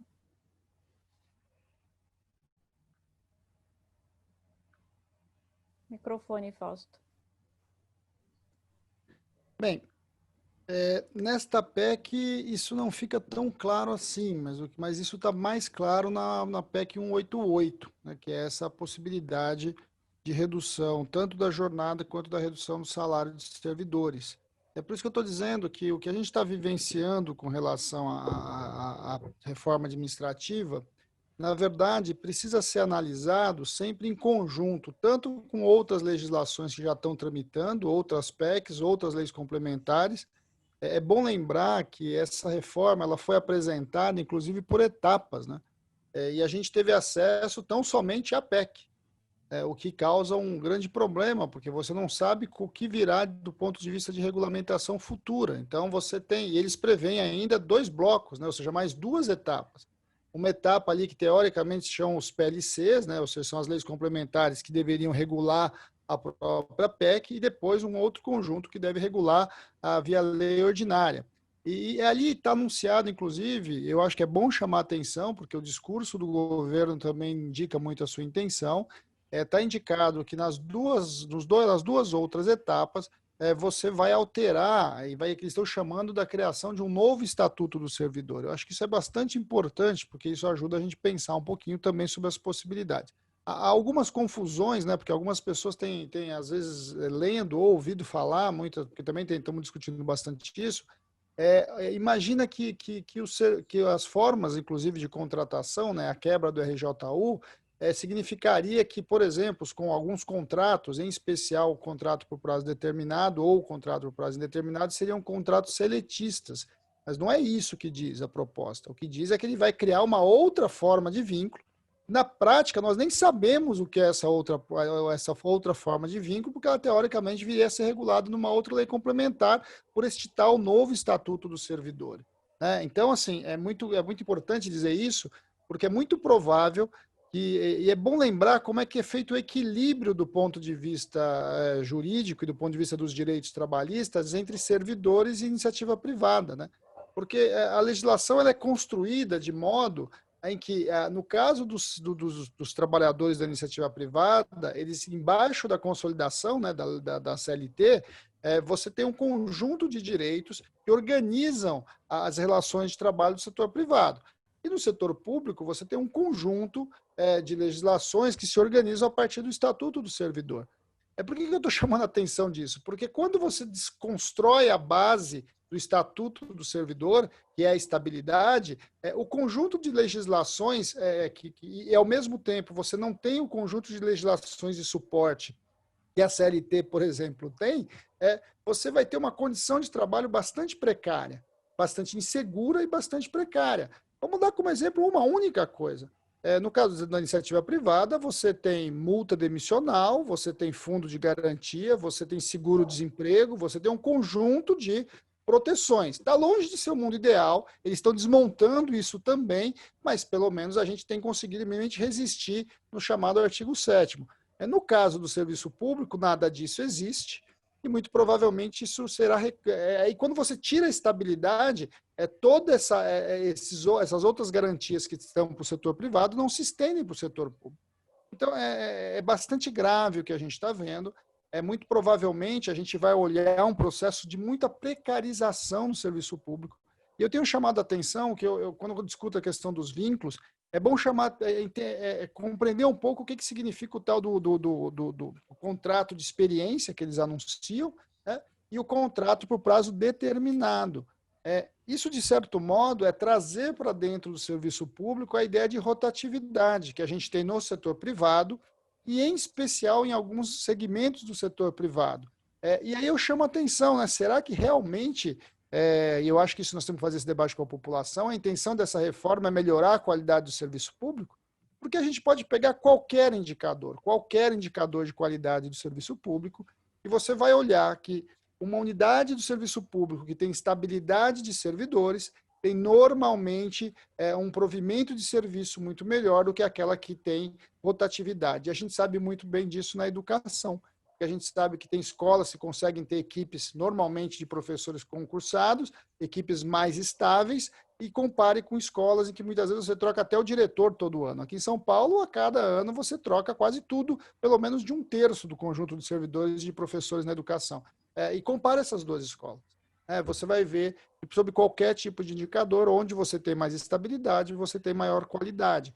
E é isso que eles querem trazer para a administração pública em geral. Eles querem trazer esse movimento de rotatividade. E isso é muito grave. É muito grave, porque dentro da iniciativa privada, a rotatividade também sempre serviu com duas funções.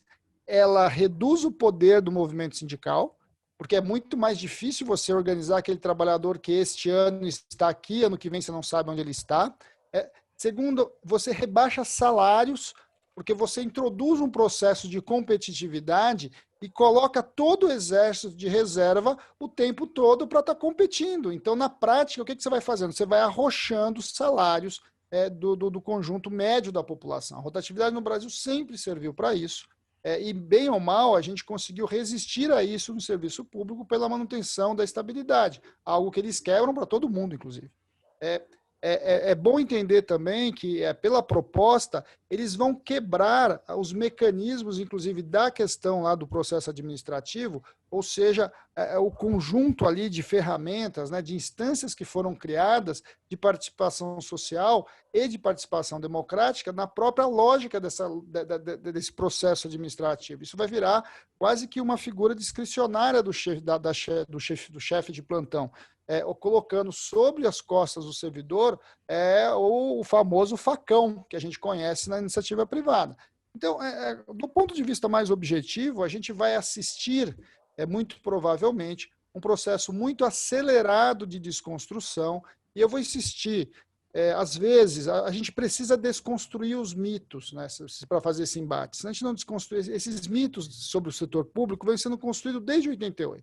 Vamos lembrar que o Collor se elegeu sob a insígnia de caça dos marajás, ou seja, isso não é uma novidade, né? E lembrando, os marajás não serão caçados por essa reforma, como foi lembrado, a alta cúpula não está sendo atingida, os militares não estão sendo atingidos, mas muito mais importante do que isso, me preocupa a estratégia também de falar de quem não é atingido, porque então dá a impressão também que a gente vai para o Congresso Nacional e diz, então se a gente incluir eles, tudo bem, né? E não é isso que nós estamos falando. Nós temos que lidar bem com o processo de desmonte dessa PEC, mas na outra ponta a gente olhar como é que isso vem sendo construído sobre várias ideias. Uma das ideias tem muito servidor público no Estado brasileiro. O Estado brasileiro é inchado. Não é verdade. O Estado brasileiro não é inchado e os números mostram isso. No Brasil a gente tem cerca aí, de 12 servidores para cada 100 trabalhadores. O CDE passa de 17. Né, os países ali nórdicos têm acima de 30, os Estados Unidos têm acima de 15, a Inglaterra tem acima de 16. Todos eles, inclusive países liberais, têm mais servidores que no Brasil. O servidor ganha muito, mentira. Né? Mais da metade dos servidores ganham até 4 salários mínimos, ou seja, ganham menos do que o salário mínimo do DIEESE. 80, quase 90% dos servidores ganham até 10 salários mínimos. O serviço público é ineficiente, é outro mito que se fala, isso também não é verdade.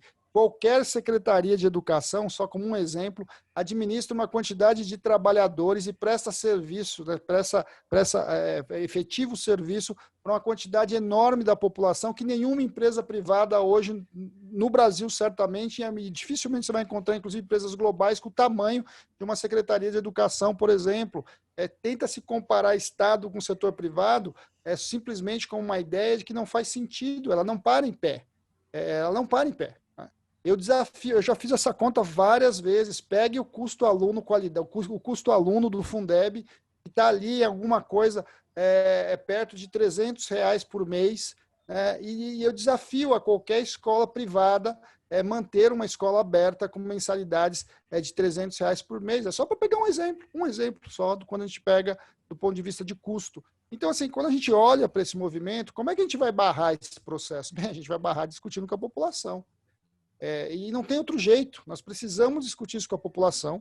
Este é um momento privilegiado de fazer esse debate, porque a eleição municipal ela tem um papel muito forte, ela tem dentro, o serviço público, na sua grande maioria, ele é efetivado por dentro dos trabalhadores municipais, por dentro dos municípios, e a gente tem que cobrar isso dos candidatos. Né? E vamos lembrar, né? Uma boa parte de deputados, uma parte importante de deputados é candidatos a prefeito, e uma outra parte ou é candidato ou apoia. Nós temos que cobrar deles. Cobrar e gravar, né? Porque depois nós vamos cobrar lá no Congresso Nacional no começo do ano que vem, como o Pedro lembrou aí, talvez, do processo de tramitação. Então, a gente tem um conjunto de mobilizações que precisam ser feitas. Eu vou insistir, o conjunto da população será fortemente atingida.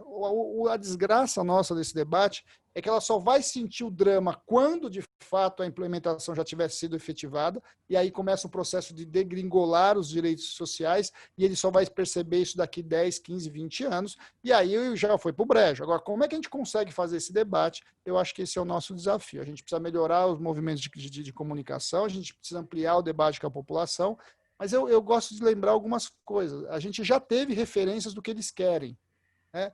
O INANSP lá atrás, antes do SUS, ele era um pouco isso. Atingia basicamente metade da população, outra metade não era atendida pela saúde pública, vamos lembrar disso. Quem atendia eram os hospitais privados, que era pago pelo Estado, e vamos lembrar das famosas malas de dinheiro, ou seja, falava que não tinha corrupção no setor privado, as malas de dinheiro do NPS e depois do INASP, todo mundo conhece essas histórias, então nós temos que relembrar essas coisas, né? Se a gente não relembrar, a gente vai ter muita dificuldade.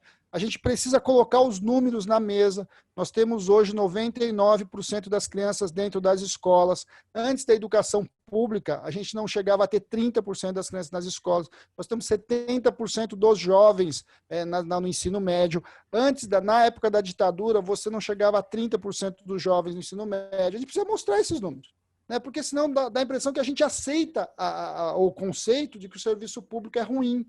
Ele tem muitos defeitos, muitos defeitos. É óbvio que tem, nós estamos brigando, inclusive, desde sempre para melhorá-lo, mas ele está longe de ser isso que eles dizem.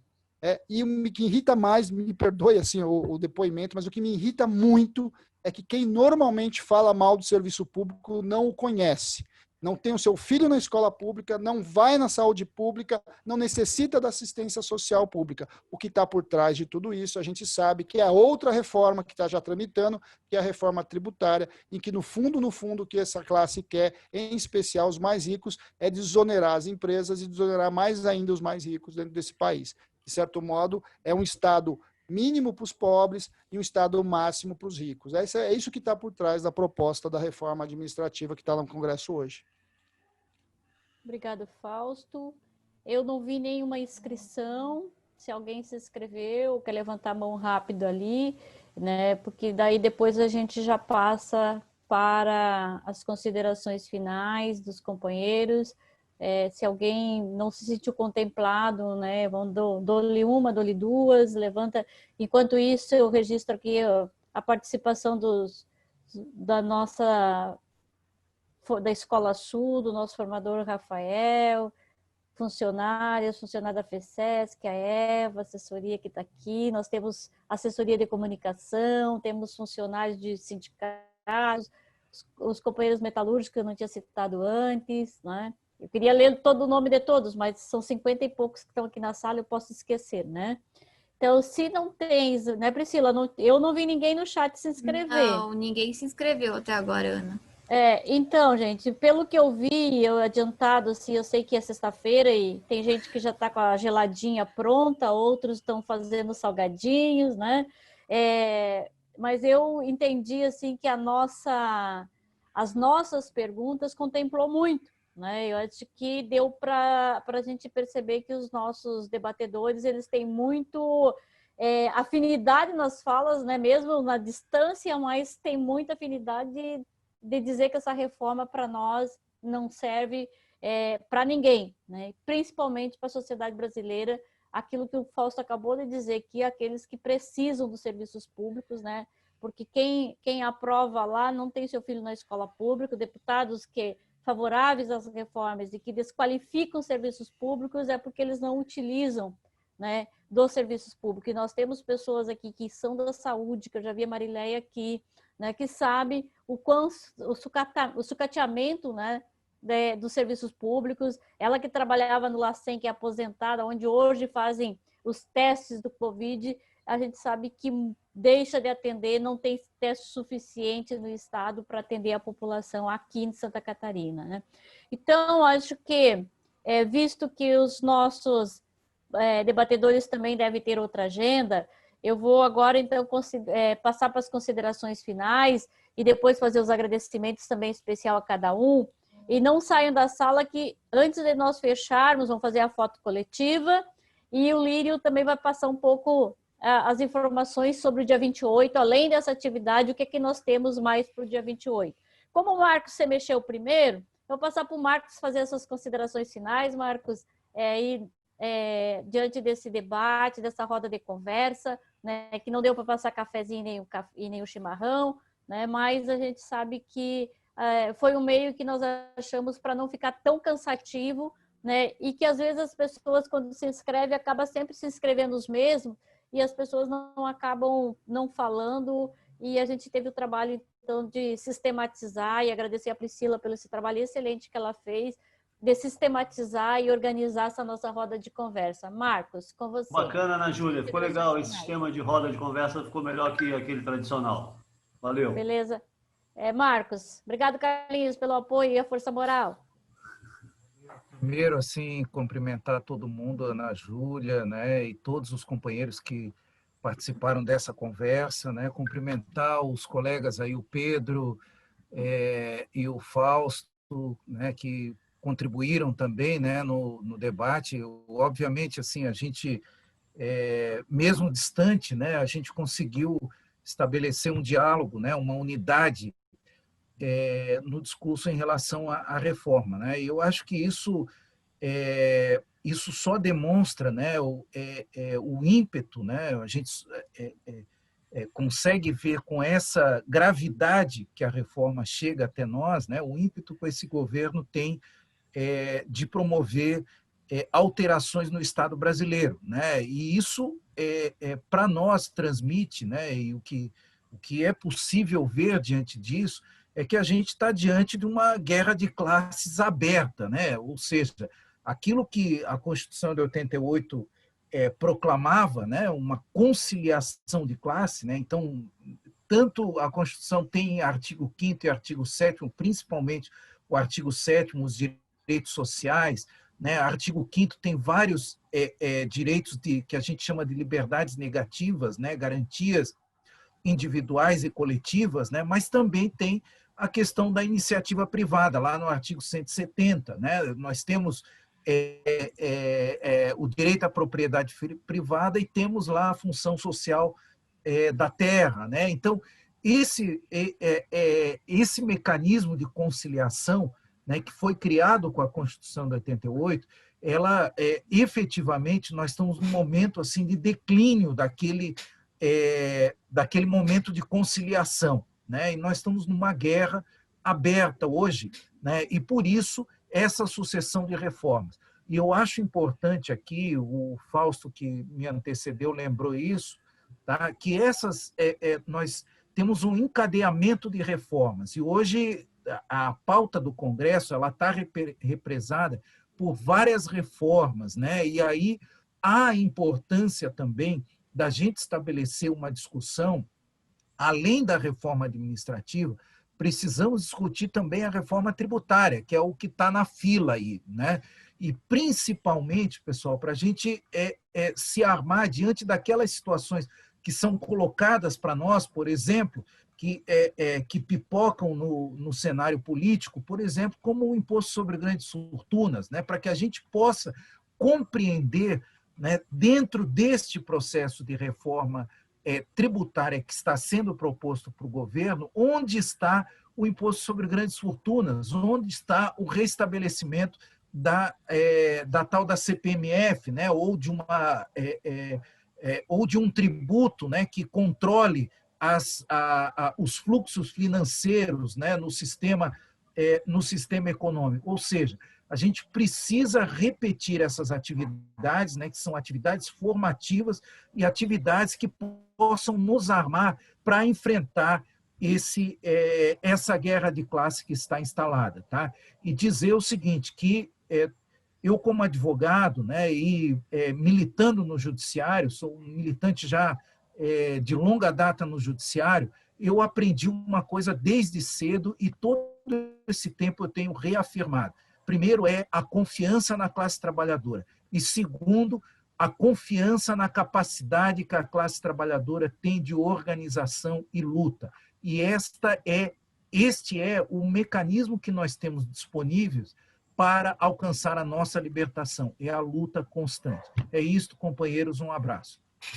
Obrigada, Marcos, obrigada pela tua explanação e com certeza vamos buscar mais vezes para nos contribuir conosco e realmente esse encontro, essa roda de conversa foi com dirigentes, né, com dirigentes aqui que estão firmes. Nós ficamos com 51 desde o início, né, 52, acho que saíram alguns, né, mas são pessoas que vão ser multiplicadoras, né, e com certeza vamos fazer esse debate lá fora com mais elementos, com mais argumentos para nós convencermos a população, os trabalhadores, que nós temos que derrotar este governo e derrotar esta reforma, que não é reforma. E eu quero agradecer e já convidar para fazer suas considerações finais o nosso companheiro Fausto, né, que daqui a pouco vai estar morando em Santa Catarina, de tanto vir para cá virtualmente, né? Fausto, obrigado mais uma vez pela tua... A gente faz o convite assim, quase que em cima da hora, ele nunca deixa nós sem estar atendendo, né? E é muito bom ter presente com todos esses elementos que o Fausto traz para nós nesse debate. E tenho certeza que cada um que está aqui hoje, Fausto, vai sair com uma bagagem maior para fazer campanha e convencer a população aí ali fora da necessidade, da importância dos serviços públicos. Ana, eu que agradeço o convite, é sempre uma boa oportunidade de fazer esse debate. A gente, pelo Diese, está fazendo esse debate no Brasil inteiro, em vários sindicatos, em vários espaços, todos os espaços possíveis que a gente tem feito esse debate, porque a gente acha que essa é uma causa não só dos sindicatos, dos servidores públicos, mas dos sindicatos do setor privado, dos movimentos sociais em geral e da sociedade brasileira em geral. Eu acho que o meu recado final, se eu posso deixar um recado final, é a ideia de unidade. Eu acho que nós não vamos barrar esta reforma e outras reformas que já estão tramitando e mais mudanças, né? Porque só ontem, por exemplo, foi anunciado 50 alterações dentro das normas, estão desmontando as normas de regulação do trabalho, né? As famosas NRs. Então, existe um processo todo de desconstrução daquilo que a duras penas a classe trabalhadora conquistou, e eu acho que a gente precisa pensar e construir essas unidades. Primeiro porque a estratégia deles vai ser nos dividir, já está sendo, né? Primeiro eles começam dizendo que só vai valer para os novos, então tem de dividir os futuros servidores dos atuais. Eles separam, né? Já tiram ali a elite do servidor público, ali, já tira ali os cargos, né, vinculados ao magistrado e etc. Depois eles já criam essa ideia de carreira típica de Estado, né, porque a ideia de carreira típica de Estado é para tirar um grupo que tem um poder de pressão também muito, muito importante dentro do Congresso Nacional. E, por fim, essa separação aí entre setor público e setor privado que eles tentem e insistem em fazer o tempo todo. Eu acho que a grande e a importância de uma central como a Central Única dos Trabalhadores tem a ver, inclusive, com esse U do meio da Central Única dos Trabalhadores, essa ideia de U, de unidade, de única, porque, de certo modo, é só esta força que vai conseguir barrar todos esses processos. Então, vamos ter ilusões, né? Não é simples, né? Nós temos, como o Pedro lembrou bem, na melhor das hipóteses, a gente vai ter ali uns 150 votos, a gente precisa avançar do ponto de vista da pressão dos deputados que tem ali, que balança um pouquinho para cá, um pouquinho para lá nessa discussão, porque nós precisamos derrubar. Eles precisam de 3/5 do voto, ou seja, nós precisamos ter mais do que 2/5 do Congresso Nacional para conseguir barrar essa reforma. Nós precisamos ter estratégia, eu acho que isso é um problema também, porque às vezes a gente vai num movimento de barrar e depois não consegue pensar no dia seguinte, porque às vezes tu não barra, né? E o bicho vai andando. E aí eu faço o quê? Estratégia significa eu tenho que saber o que eu faço no primeiro momento, no segundo, no terceiro, e como é que eu vou montando as minhas táticas por dentro dessas estratégias. Eu acho que isso é fundamental que a gente construa. Temos que ter estratégia, quer dizer, como é que a gente atua agora, num período eleitoral. O período eleitoral é um período chave para a gente fazer esse debate. Depois, quando sair, como é que a gente vai entrar para dentro do Congresso? Vamos lembrar, depois do dia 15, não é só a PEC da reforma administrativa que vai estar tramitando, tem muita coisa tramitando, entre elas o orçamento. Então, o debate do orçamento vai ser bastante importante para a gente estar barganhando ali dentro. E nós temos a mudança da presidência da Câmara.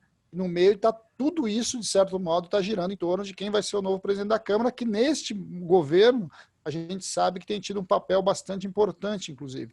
E um destaque do ponto de vista, inclusive, nacional. Então, tudo isso está se moldando. Eu acho que cabe a gente desenhar essa estratégia. E desenhar a estratégia com muito pé no chão, porque em algum momento a gente vai saber se vai mais para lá ou se vai mais para cá. E a gente precisa ter...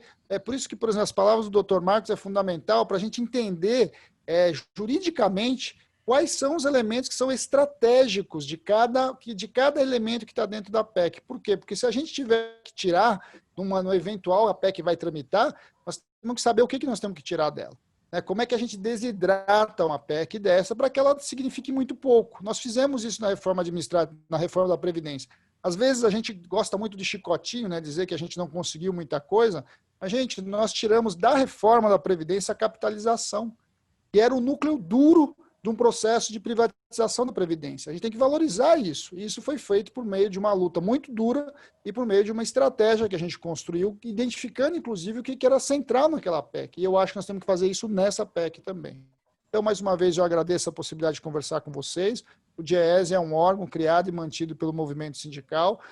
Nós estamos o tempo todo, estamos em campanha de apoio ao DIEESE, até porque o DIEESE vive todas as agruras do movimento sindical. Nós estamos sabendo aí como o movimento sindical sabe muito bem como está sofrendo, e nós no DIEESE também, não só perseguição ao movimento sindical, perseguição ao movimento sindical também é uma perseguição ao DIEESE.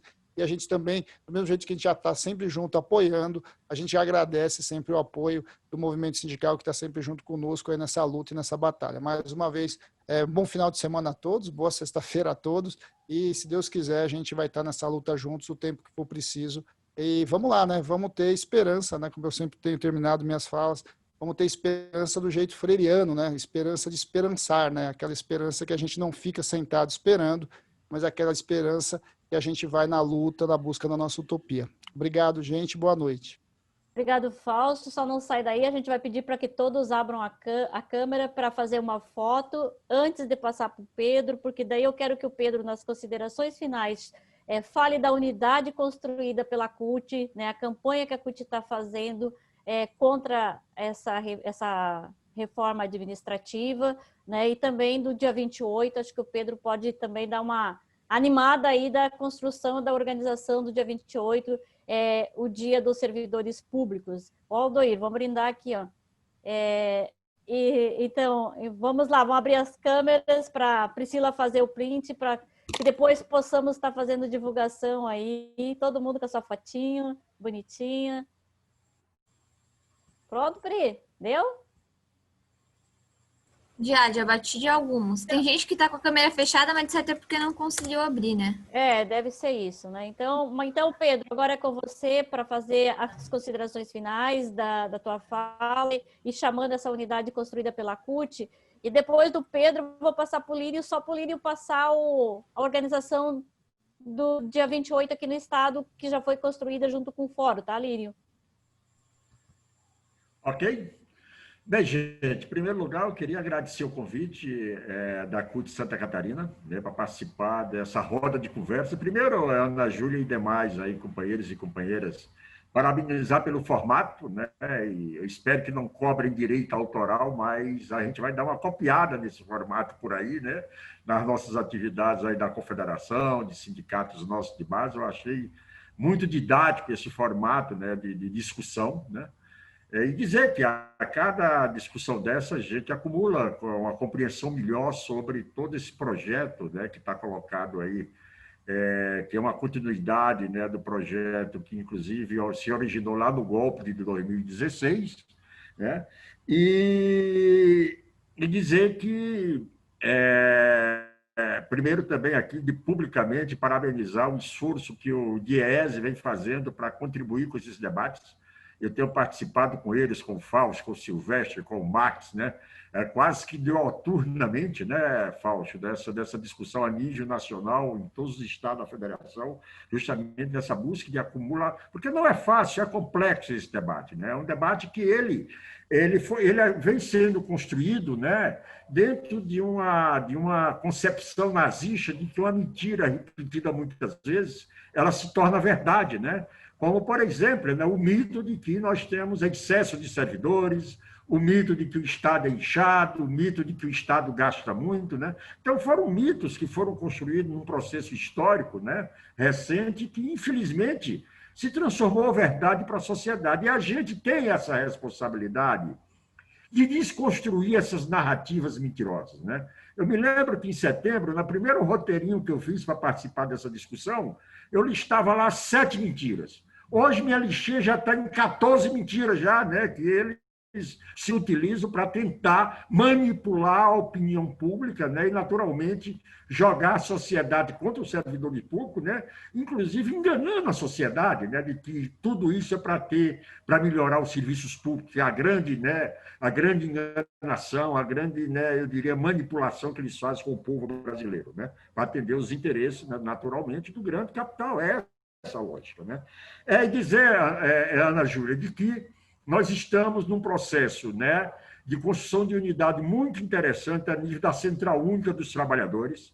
Quero dizer que, historicamente, nós sempre tivemos algumas dificuldades, mas hoje nós temos uma unidade muito grande dentro da CUT, dos servidores estaduais, dos servidores municipais, dos servidores federais, dos trabalhadores de estatais. Estamos juntos nessa construção. Estamos construindo, nesse momento, 2 grandes campanhas, não serão pequenas, nós estamos com essa vontade política mesmo, 2 grandes campanhas. Uma em defesa das estatais e contra as privatizações, e uma em defesa dos serviços públicos, né? Infelizmente, nós tivemos um pequeno atraso, né, da campanha, na conclusão da campanha do serviço público, porque é até um fato assim, meio bizarro, de que a equipe de criação da empresa toda foi contaminada pelo Covid, tiveram de passar uma semana de repouso para poder retomar a criação, mas eu acredito que até a outra semana a gente já tem um formato da campanha, para no máximo até aí, em novembro, a gente já ter condições objetivas. E é uma campanha que a gente tem a pretensão de ir para grandes redes de televisão, para as mídias sociais, né, para rádio, jornal, para todo tipo de mídia de comunicação, né, para a gente justamente desconstruir essas narrativas manipuladoras do governo e daí construir um grande processo de mobilização e olhando justamente também as eleições de 2020 agora para prefeito e vereador, onde a CUT já lançou a sua plataforma para a classe trabalhadora, que dialoga também a questão da reforma administrativa, para dialogar com prefeitos e vereadores, para que eles pressionem deputados e senadores contra essa reforma, né?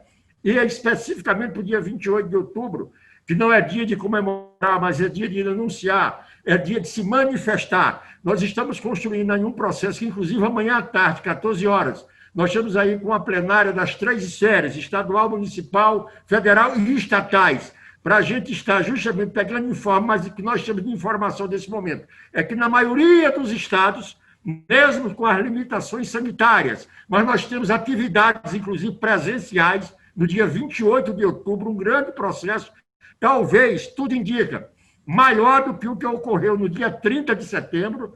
Quer dizer, não tem nada perdido, a situação é difícil, mas nós não temos nenhum sentimento de que estamos derrotados.